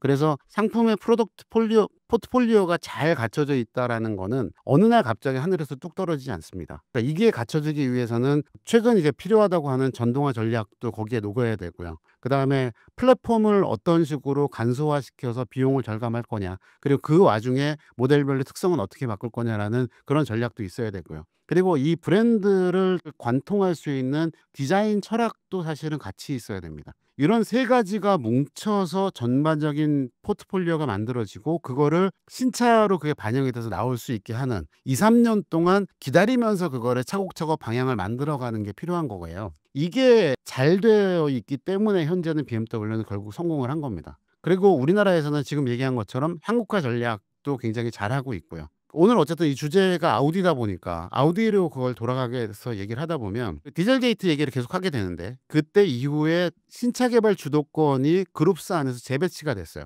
정확하게는 포르쉐로 넘어갔죠. 그리고 그렇게 된 이후에 헤맸습니다. 있는 차 갖고 어떻게 할 거냐, 우리는 뭐를 해서 먹고 살아야 되나 헤매다가 2020년에서 21년 전후, 그러니까 코로나가 딱 터지기 직전쯤 전후에서 플랫폼 전략들이 어떤 것들이 있고 개발한 것들이 어떤 거 있으니까 이런 것들을 상품 전략에 어떻게 반영을 하자라고 해서 나오기 시작하는 차들이 그게 작년 재작년서부터 나오기 시작하는 거예요. 그러니까 아우디는 이제서야 이제 회복기로 접어들고 있다는 얘기가 그런 거고요. 얼마 전에 독일 뮌헨에서 IAA가 열렸죠. 모터쇼입니다. 옛날에는 이제 프랑크푸르트 모터쇼였는데 그게 이제 바뀌어서 여기로 갔는데, 프랑크푸르트는 독일의 한 가운데 있기 때문에 사실은 독일 전체 브랜드들이 다 참여를 하고, 거기는 우리나라 킨텍스 기준으로 1관, 2관, 3관 이런 식으로 가는 것처럼 그게 한 10개 정도 전시관이 있어요. 킨텍스 일전 시장 통만한 게 10개가 있다고 생각을 하시면 됩니다. 근데 그거에서 예전에 제가 프랑크푸르트 모터쇼를 갔던 기억으로 보면 그 전시장 하나를 벤츠가 하나를 통으로 das어요. 그다음에 또 다른 전시장은 BMW가 das습니다. 하나는 아우디가 써요. 그리고 나머지 브랜드들이 나머지 7개들을 다 채워가면서 이렇게 하는 거예요. 그러니까 본진이다 이거죠. 그런데 뮌헨으로 가게 되면, 뮌헨에 물론 메세도 새로 짓고 그랬다고 하지만 작아요, 프랑크푸르트보다. 뮌헨은 BMW의 도시입니다. 본사도 거기 있고요. 그러다 보니까 뮌헨 메세 안에다가 전시장도 가장 크고, 도심 내부에다가 오픈 스페이스들을 차려갖고선 거기에다가 차려놓은 것도 BMW가 가장 컸어요. 그런데 BMW는 그동안에 정리했던 것들을 노이어 클래스라고 하는 거를 내놓으면서, 컨셉트카를 양산차로 내놓으면서 iX3 가장 잘 팔릴 SUV를 처음 만들어서 내놨거든요. 전기 SUV입니다. 아우디는 이번 IAA에서는 컨셉트 C라고 하는 컨셉트카 형태로 미래 디자인 방향성을 제시한다라고 해서 레트로 모던을 컨셉으로 잡아서 클래식한, 일단 이름 자체 컨셉트 C라는 거가 1930년대에 있었던 아우토 우니온, 아우디의 전신이나 다름없죠. 아우디 4개의 회사가 모였을 때 처음이었던 아우토 우니온의 타입 C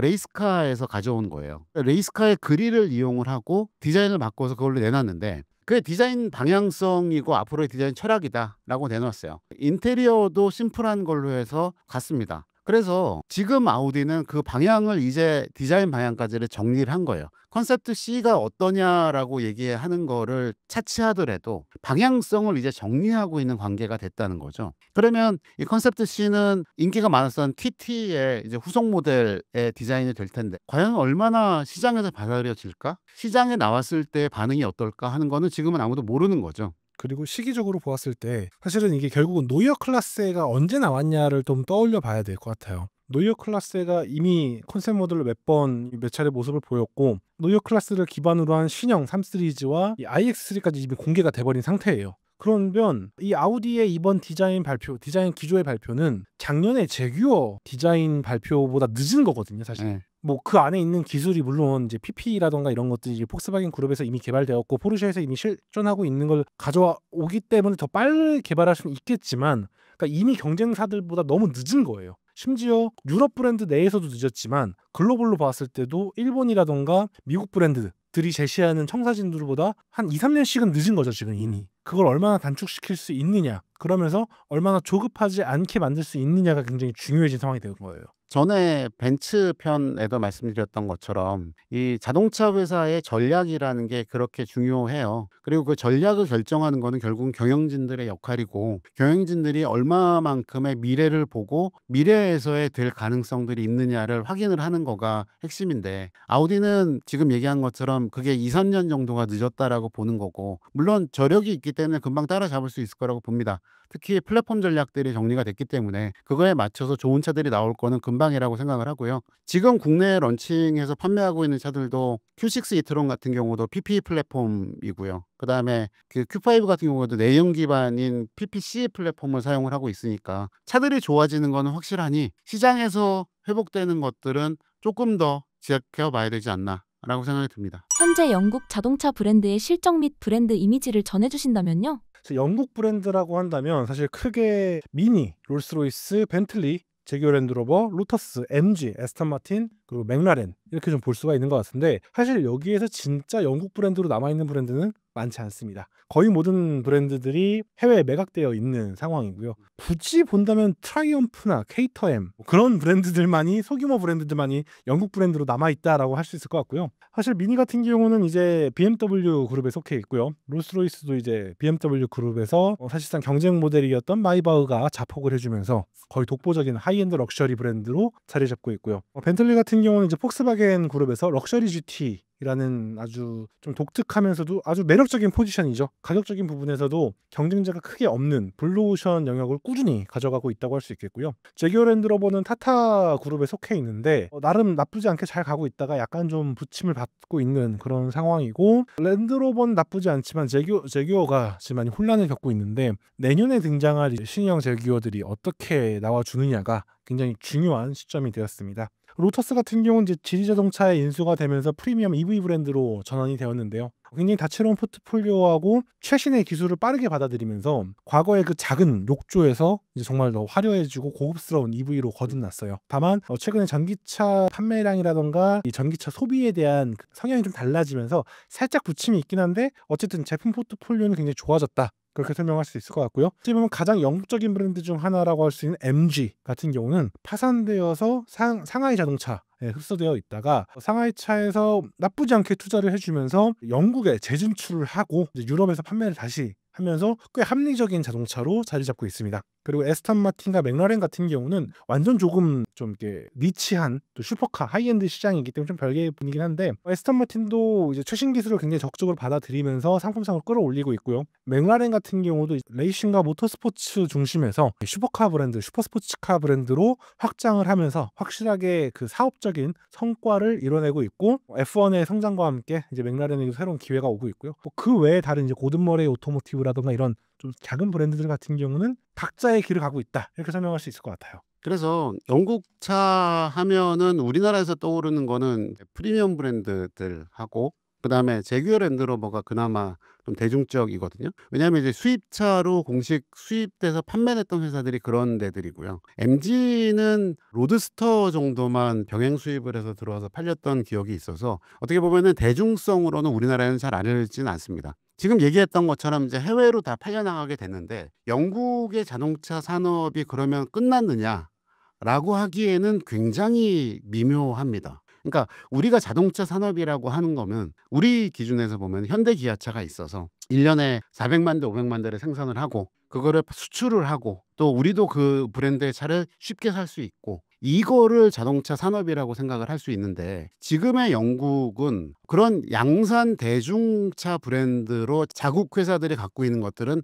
물론 프리미엄 브랜드들도 마찬가지입니다만 다 사라졌어요. 자국 자본으로 갖고 있는 회사들은 아까 얘기했던 에스턴 마틴이라든가 맥라렌 정도? 맥라렌도 사실은 두바이 쪽 돈이 좀 들어가 있고, 네, 애매하죠. 그래서 그런 데들을 제외하면 없어져 버린 거예요. 영국은 역사적으로 보면 사실은 자동차 역사에서 굉장히 큰 역할을 시작을 했습니다. 역사 초기에 1880년대, 1930년대까지만 하더라도 다임러 벤츠에서의 그 다임러, 거기에서의 내연기관 엔진 영국 특허를 가져오면서 차 엔진을 자체적으로 만들고 그때 처음으로 이제 롤스로이스 같은 브랜드들로 시작을 하면서 세계 자동차의 최초의 자동차 브랜드들이 거기서 쫙 나오기도 했었어요. 그리고 그 적기조례 같은 것들이 있었기 때문에 사실은 영국 내에서 자동차가 발전을 못하고 프랑스나 독일이 발전하는 거 그냥 손 빨고 구경만 했었거든요. 그러다가 1910년대, 20년대를 넘어서면서 브랜드가 100개 이상이 팔렸고요. 그리고 모터스포츠 쪽에서도 굉장히 앞서 나가면서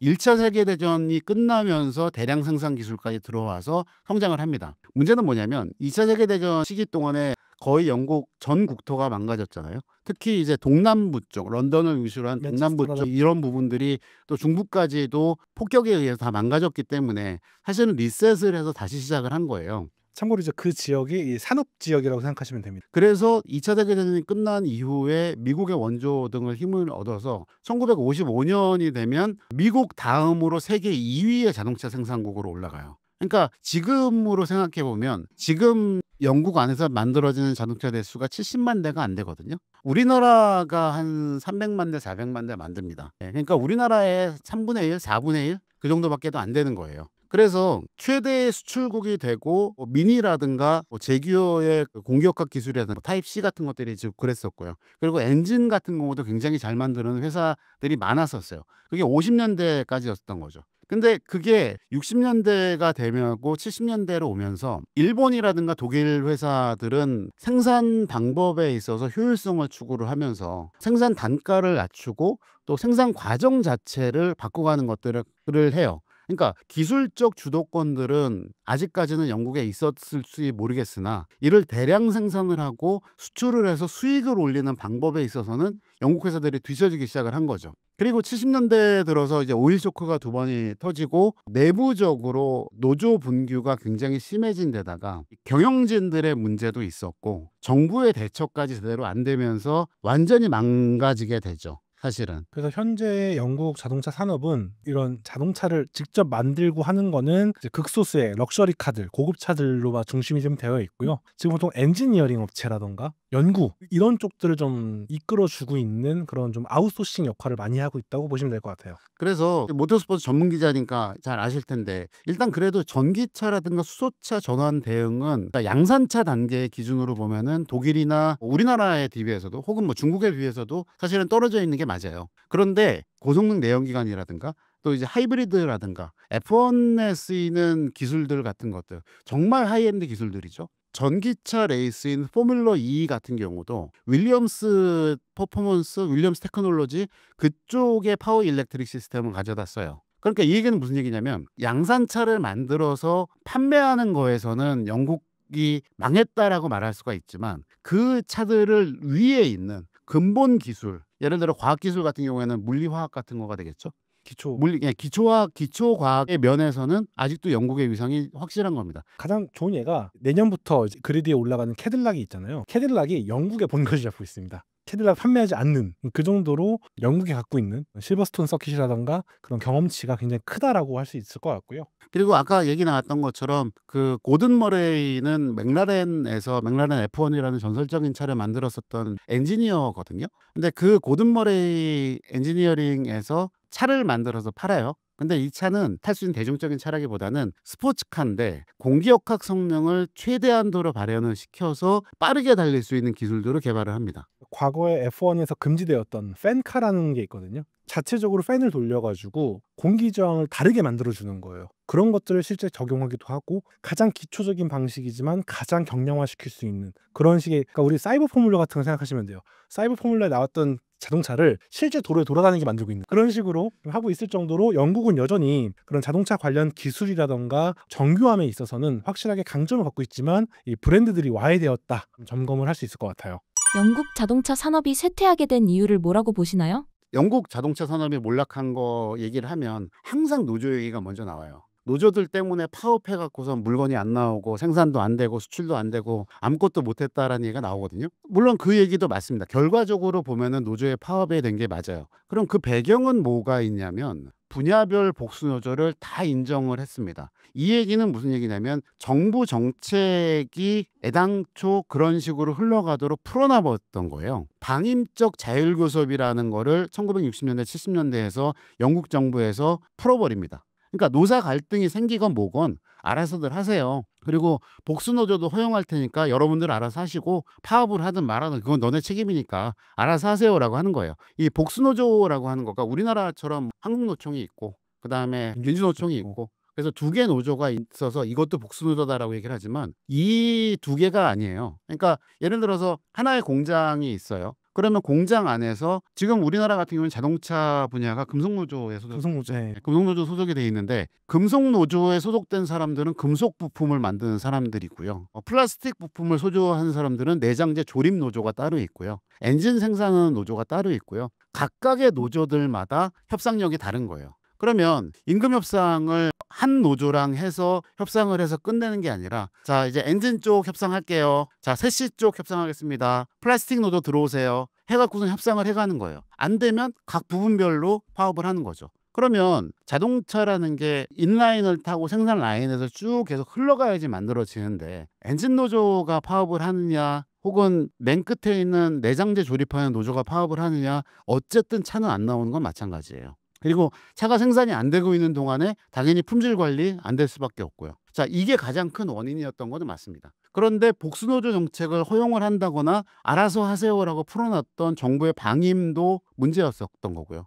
그리고 정부가 이거에 대한 대책이라고 내놨던 거가 그렇다고 사람들 자를 수는 없으니 국유화합시다. 너네 다 이렇게 다 통합할게요. 그러니까 브리티시 모터 컴퍼니라는데 브리티시 레일랜드라는 회사로 다 모이세요. 모아버린 거예요. 네, 모아놓고 나서 자 의도는 좋았어요. 플랫폼 한두 개 개발해서 거대한 뉴딜 정책 같았던 거죠, 어떻게 보면. 네, 여러 개의 회사를 다 모아놓고 8개 브랜드를 모아놓은 다음에 플랫폼을 하나로 만들어서 줄 테니 이거 갖고서 각자 만들어서 파세요. 그러다 보니까 8개 브랜드에서 차가 나오는데 배지만 달라요. 헤드레이트만 다르고 컬러만 달라요. 그러니 차들이 8분의 1만 팔려도 되는 상황이 됐죠. 그 시점에 일본 차들 들어오고 독일 차들 들어오고 이태리 차들 팔리기 시작을 하면서 영국 자동차 시장 안에서 영국 브랜드의 위상이 훅 떨어질 수밖에 없었어요. 그러니까 이런 비효율적인 국유화라든가 그다음에 구조조정을 일부러 회피하면서 이런 것들을 규제개혁에 소극적이었던 정부의 책임도 사실은 크고요. 그다음에 세 번째로는 사측도 책임을 피해갈 수는 없습니다. 그때 당시에 영국 자동차 산업을 이끌고 있었던 사람들을 보면 전문 경영인이라고 할 수 있는 사람들은 거의 없어요. 그러니까 무슨 후작, 무슨 백작, 그렇죠. 이런 사람들이 그 위에 있으면서 자기의 그 귀족적 아마추어리즘이라고 할 수 있을 것 같아요. 전문적이지 않은 내용을 갖고 이게 기술이나 데이터를 갖고선 이게 이러니까 이 부분은 원가를 얼마를 깎아야 되고 이런 빈 카운터들을 욕을 하지만 빈 카운터가 너무 없는 상태에서 변화나 혁신도 외면하고 바꿔야 되는 것도 신기술이라든가 또 수출을 해야 된다는 글로벌화라는 것들도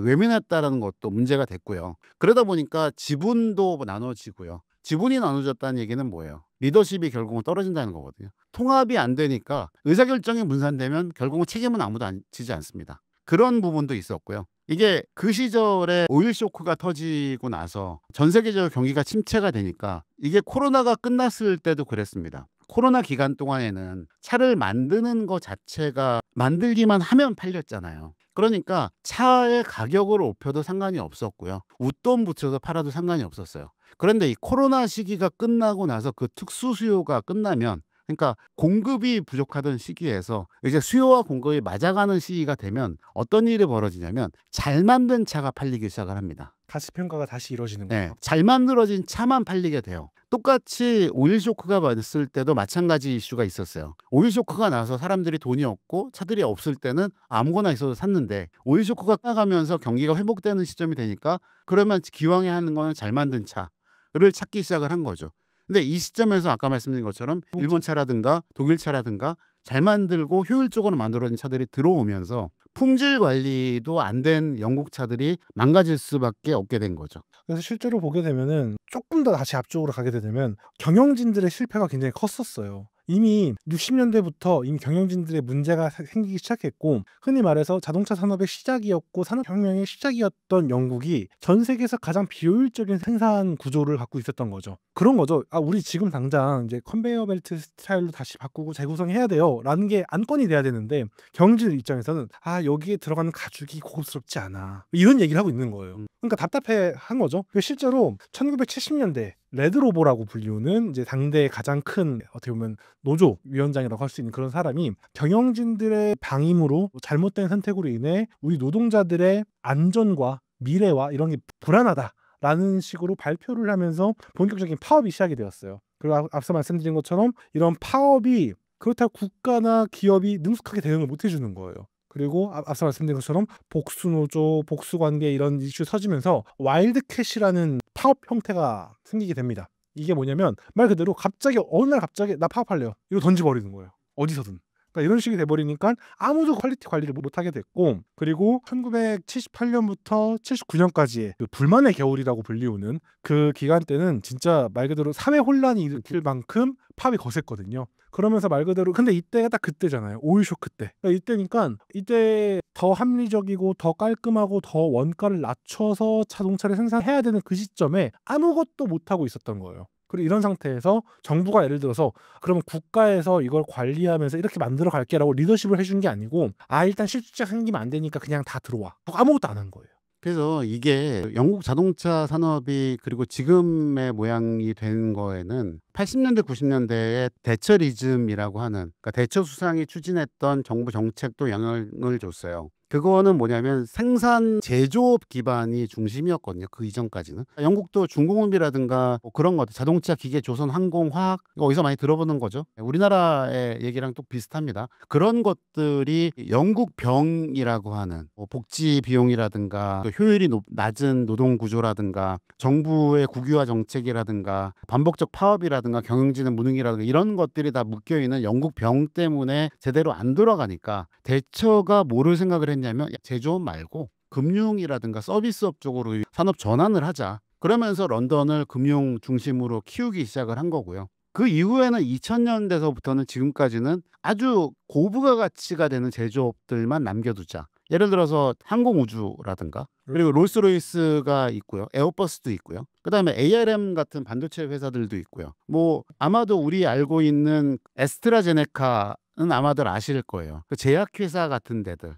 그런 것들로 바꿔가면서 산업군 자체를 변경을 한 거죠. 그러다 보니까 자동차 제조에 대한 것들은 많이 줄어들게 된 게 현실적인 거고요. 물론 영국도 기존 산업들 중에 살아남은 애들이 있습니다. 쉘 같은 경우가 대표적이죠. 쉘은 근데 오일 회사잖아요. 그렇죠. 기름 팔아서 먹고 살았던 회사인데 최근에는 친환경 발전, 리뉴어블 에너지라고 하는 신재생 에너지 그쪽으로 투자를 굉장히 많이 하고 있습니다. 그러니까 회사를 유지하기 위해서 산업의 내부에서 강점이 있던 부분들을 포트폴리오를 바꿔가고 있는 과정인 거죠. 사실 쉘 같은 경우 좀 별개라고 볼 수 있는 게 이 자동차 기술은 매년 발전하고 있었지만 이 정유 기술은 2차 세계대전 이후로 거의 발전을 안 했어요. 사실상 브랜드와 마케팅으로 판매를 하고 있었기 때문에 쉘은 그런 외부의 압박을 크게 덜 받을 수 있었던 거고 제조 쪽 특히 자동차 제조 같은 경우는 계속 기술 경쟁이 있었고 계속 컴피티션이 있었기 때문에 거기서 낙오가 됐던 거죠. 영국 브랜드가. 하지만 영국 브랜드가 이름값은 있다 보니까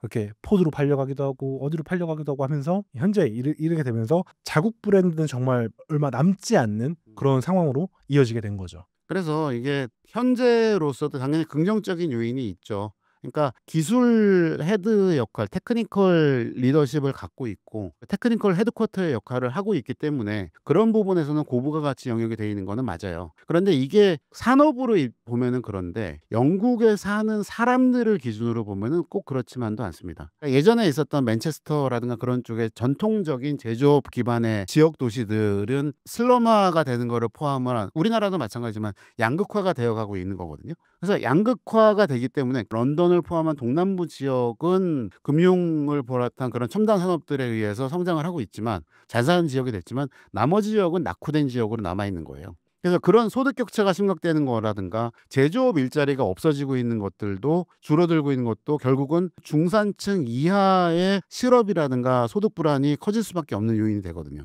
이렇게 결국은 사회적 비용으로 이어질 수밖에 없는 그런 구조로 계속 이어질 수 있는 거죠. 한 줄로 요약을 하자면 영국의 자동차 산업은 생산은 하지 않으나 기술만 남았다라고 할 수 있을 것 같고요. 이 기술을 갖고 앞으로 어떻게 활용을 할 거냐라는 거는 저는 우리나라에도 굉장히 시사하는 바가 굉장히 크다고 생각을 합니다. 물론 우리나라는 제조업 분야를 놓을 수는 없어요. 국내 시장뿐만 아니라 이거는 이제 우리나라와 일본과 극동아시아 쪽 지역의 시장 국가들을 보면 다 알 수 있습니다. 일본도 자국 시장은 뭐 250만 대, 300만 대, 400만 대 수준이지만 수출하는 게 400만 대, 500만 대거든요. 자국 시장에 팔리는 것 이외에도. 그러면 그 수출로서 먹고 살았던 나라인 거예요. 이거를 어느 날 하루아침에 갑자기 기술 중심으로 바꿀 수는 없습니다. 그러면 기술 중심으로 가는 거가 영국의 사례가 있으니 이 영국의 사례를 보고 어떻게 연착륙을 할 수 있게 할 것이냐, 전환을 할 수 있을 것이냐 이런 부분을 고민해 봐야 된다는 거죠. 이제 영국 자동차 노조와 한국의 현대차 노조를 좀 비교해 달라고 말씀을 주셨잖아요. 많이 달라요. 정말 많이 달라요. 왜냐면은 그 7, 80년대의 영국 노조는 그냥 말 그대로 와일드캣, 레지스탕스처럼 파업을 했단 말이죠. 근데 한국은 물론 과거에는 약간 그런 일이 없지 않아 있었죠. 최근에 현대차 노조는 말 그대로 정해진 기간에 맞춰서 협의를 하고 안 되면은 그때 파업을 들어가 부분 파업을 하고 전면 파업을 하는 이런 흔히 말하는 프로세스가 사측이 인지하고 있는 프로세스가 있어요. 하지만 당시 영국은 사측도 그렇고 국가도 모르고 같은 노조원들끼리도 그 플랜을 모를 만큼 1년이면 수백 번씩 파업이 일어날 만큼이니까 완전 다른 상황이라고 설명을 드릴 수 있을 것 같고요. 그리고 흔히 말해서 이게 무슨 차이가 있냐면 계획된 파업은 회사에서도 준비할 수가 있어요. 대체 인력을 준비한다거나 아니면 좀 미리 좀 준비를 한다거나 이렇게 할 수 있는데 영국은 그게 아니었거든요. 한창 만들어야 되고 한창 연구 개발을 해야 될 때 파업이 들어가 버리니까 답이 안 나오는 거였죠. 그래서 이게 영국 꼴이 난다라는 얘기는 우리나라에 직접 적용하기는 되게 어려운 부분이고요. 대신 노조도 이 상황을 이해하고 있으니 협의를 하는 과정에서 많은 정보가 서로 공유가 되고 긍정적으로 미래적인 방향으로 갔으면 좋겠다라는 생각이 좀 듭니다. 결론적으로 말씀을 드리면 영국과 우리나라는 상황이 많이 다르고요. 70년대와 2020년은 50년의 차이가 있습니다. 그래서 영국을 기준으로 해서 노조 때문에 우리나라도 망할 거야라는 얘기는 저는 이제 그만 좀 했으면 좋겠다는 생각이 들고요. 그만큼 기대하는 바도 있으니 노조에서도 미래 변화되는 부분에 잘 적응을 했으면 좋겠다 이런 생각이 듭니다. 그리고 노조 때문에 망한다라는 표현을 할 정도면은 현대차를 너무 얕보는 겁니다. 그거는. 이미 회사의 경영진 때문에 망했어야 돼요. 그러면 그만큼 현대차는 강한 회사예요. 강한 회사고 오랫동안 버텨온 회사고 많은 경험을 쌓고 있는 회사고 그리고 정부에 대한 얘기까지 갈 텐데 정부가 그걸 용납하지 않을 거예요. 그렇게 무너지는 걸. 왜냐면은 현대차는 그만큼 대한민국에 큰 영향을 줄 수 있고 영향을 주고 있는 그리고 많은 가족들을 품고 있는 회사이기 때문에 그렇게 가진 않을 거예요. 그래서 좀 과도한 그런 좀 물론 발전적이고 건설적인 고민을 한다거나 제안을 하는 건 좋은 방식이죠. 그런데 너무 막연히 일방적으로 몰아세우고 일방적으로 워싱을 하는 거는 굉장히 좀 잘못된 생각이다. 좀 그렇게 좀 말을 할 수 있을 것 같습니다. 구독자님들에게 한 말씀 부탁드립니다. 흔히 이제 전환의 시기라는 얘기를 많이 하거든요. 자동차는 뭐 내연기관에서 전기 모터로 전환을 한다고 그러고 그다음에 사람이 생산을 하는 거에서 로봇이 만드는 걸로 전환을 하고 또 사람이 생각하는 거에서 인공지능이 생각하는 걸로 바뀐다라고 얘기를 해요. 그런데 결국은 그 과정 자체의 최종 목적이 뭐냐를 잊지 않았으면 좋겠다는 생각을 합니다. 항상 거기에는 사람이 있는 거거든요. 생계를 꾸려야 되는 가족이 있고 그리고 그 사람들을 행복하게 해야 되는 것이 가장 큰 목적이 된다고 생각을 합니다. 어떤 첨단 기술이나 미래에 대한 방향성에서도요. 그래서 근본적으로 그런 것들이 있지 않았으면 좋겠고요. 이 부분에 대해서만큼은 컨트롤 타워도 명확한 지침과 기준을 갖고 그런 것들을 공유하고 추진해 나갔으면 좋겠습니다. 이게 참 아이러니한 부분이 있는데 어떤 드라마에서 그런 표현이 있어요. 어느 정도 규격의 콘크리트 타설하려면 몇 명이 필요하냐라고 하니까 한 직원이 시뮬레이션 상으로 0.4명이 필요합니다 이러는 거예요. 그걸 듣던 질문하던 사람이 그럼 사람을 반으로 잘라서 넣느냐라고 물어보거든요. 그러니까 이게 숫자로 봤을 때하고 실제 상황을 봤을 때하고 굉장히 다른 얘기가 될 수 있어요. 물론 우리가 어릴 적에 뭐 스타크래프트를 하면서 인구수가 몇 명이 있고 뭐 싸우면서 다 줄어들고 이런 것들을 보면서 그게 되게 그냥 몇만 명이 죽었네 몇만 명이 실직했네 이게 안 와닿을 수 있거든요. 그런데 IMF를 겪었던 분들이나 그 기억이 있는 그 가정에 있던 분들은 이게 좀 완전히 다르게 다가올 거예요. 그래서 어쩌면 그렇게 사람의 존재를 너무 가볍게 보는 건 아닌가 한 번 정도 생각해 보면 좋을 것 같고요. 그리고 모든 이유가 노조에서 나왔다 이거는 아닐 거예요 분명. 의견을 제시하는 분들도 여러 가지 이유 중에 노조도 있다라는 걸 표현하고 싶었던 거기 때문에 그렇게 생각을 하고 있고 좀 더 여유 있게 한 발자국 물러서서 좀 더 넓게 바라보는 게 더 도움이 되지 않을까 그런 생각을 해보게 됩니다.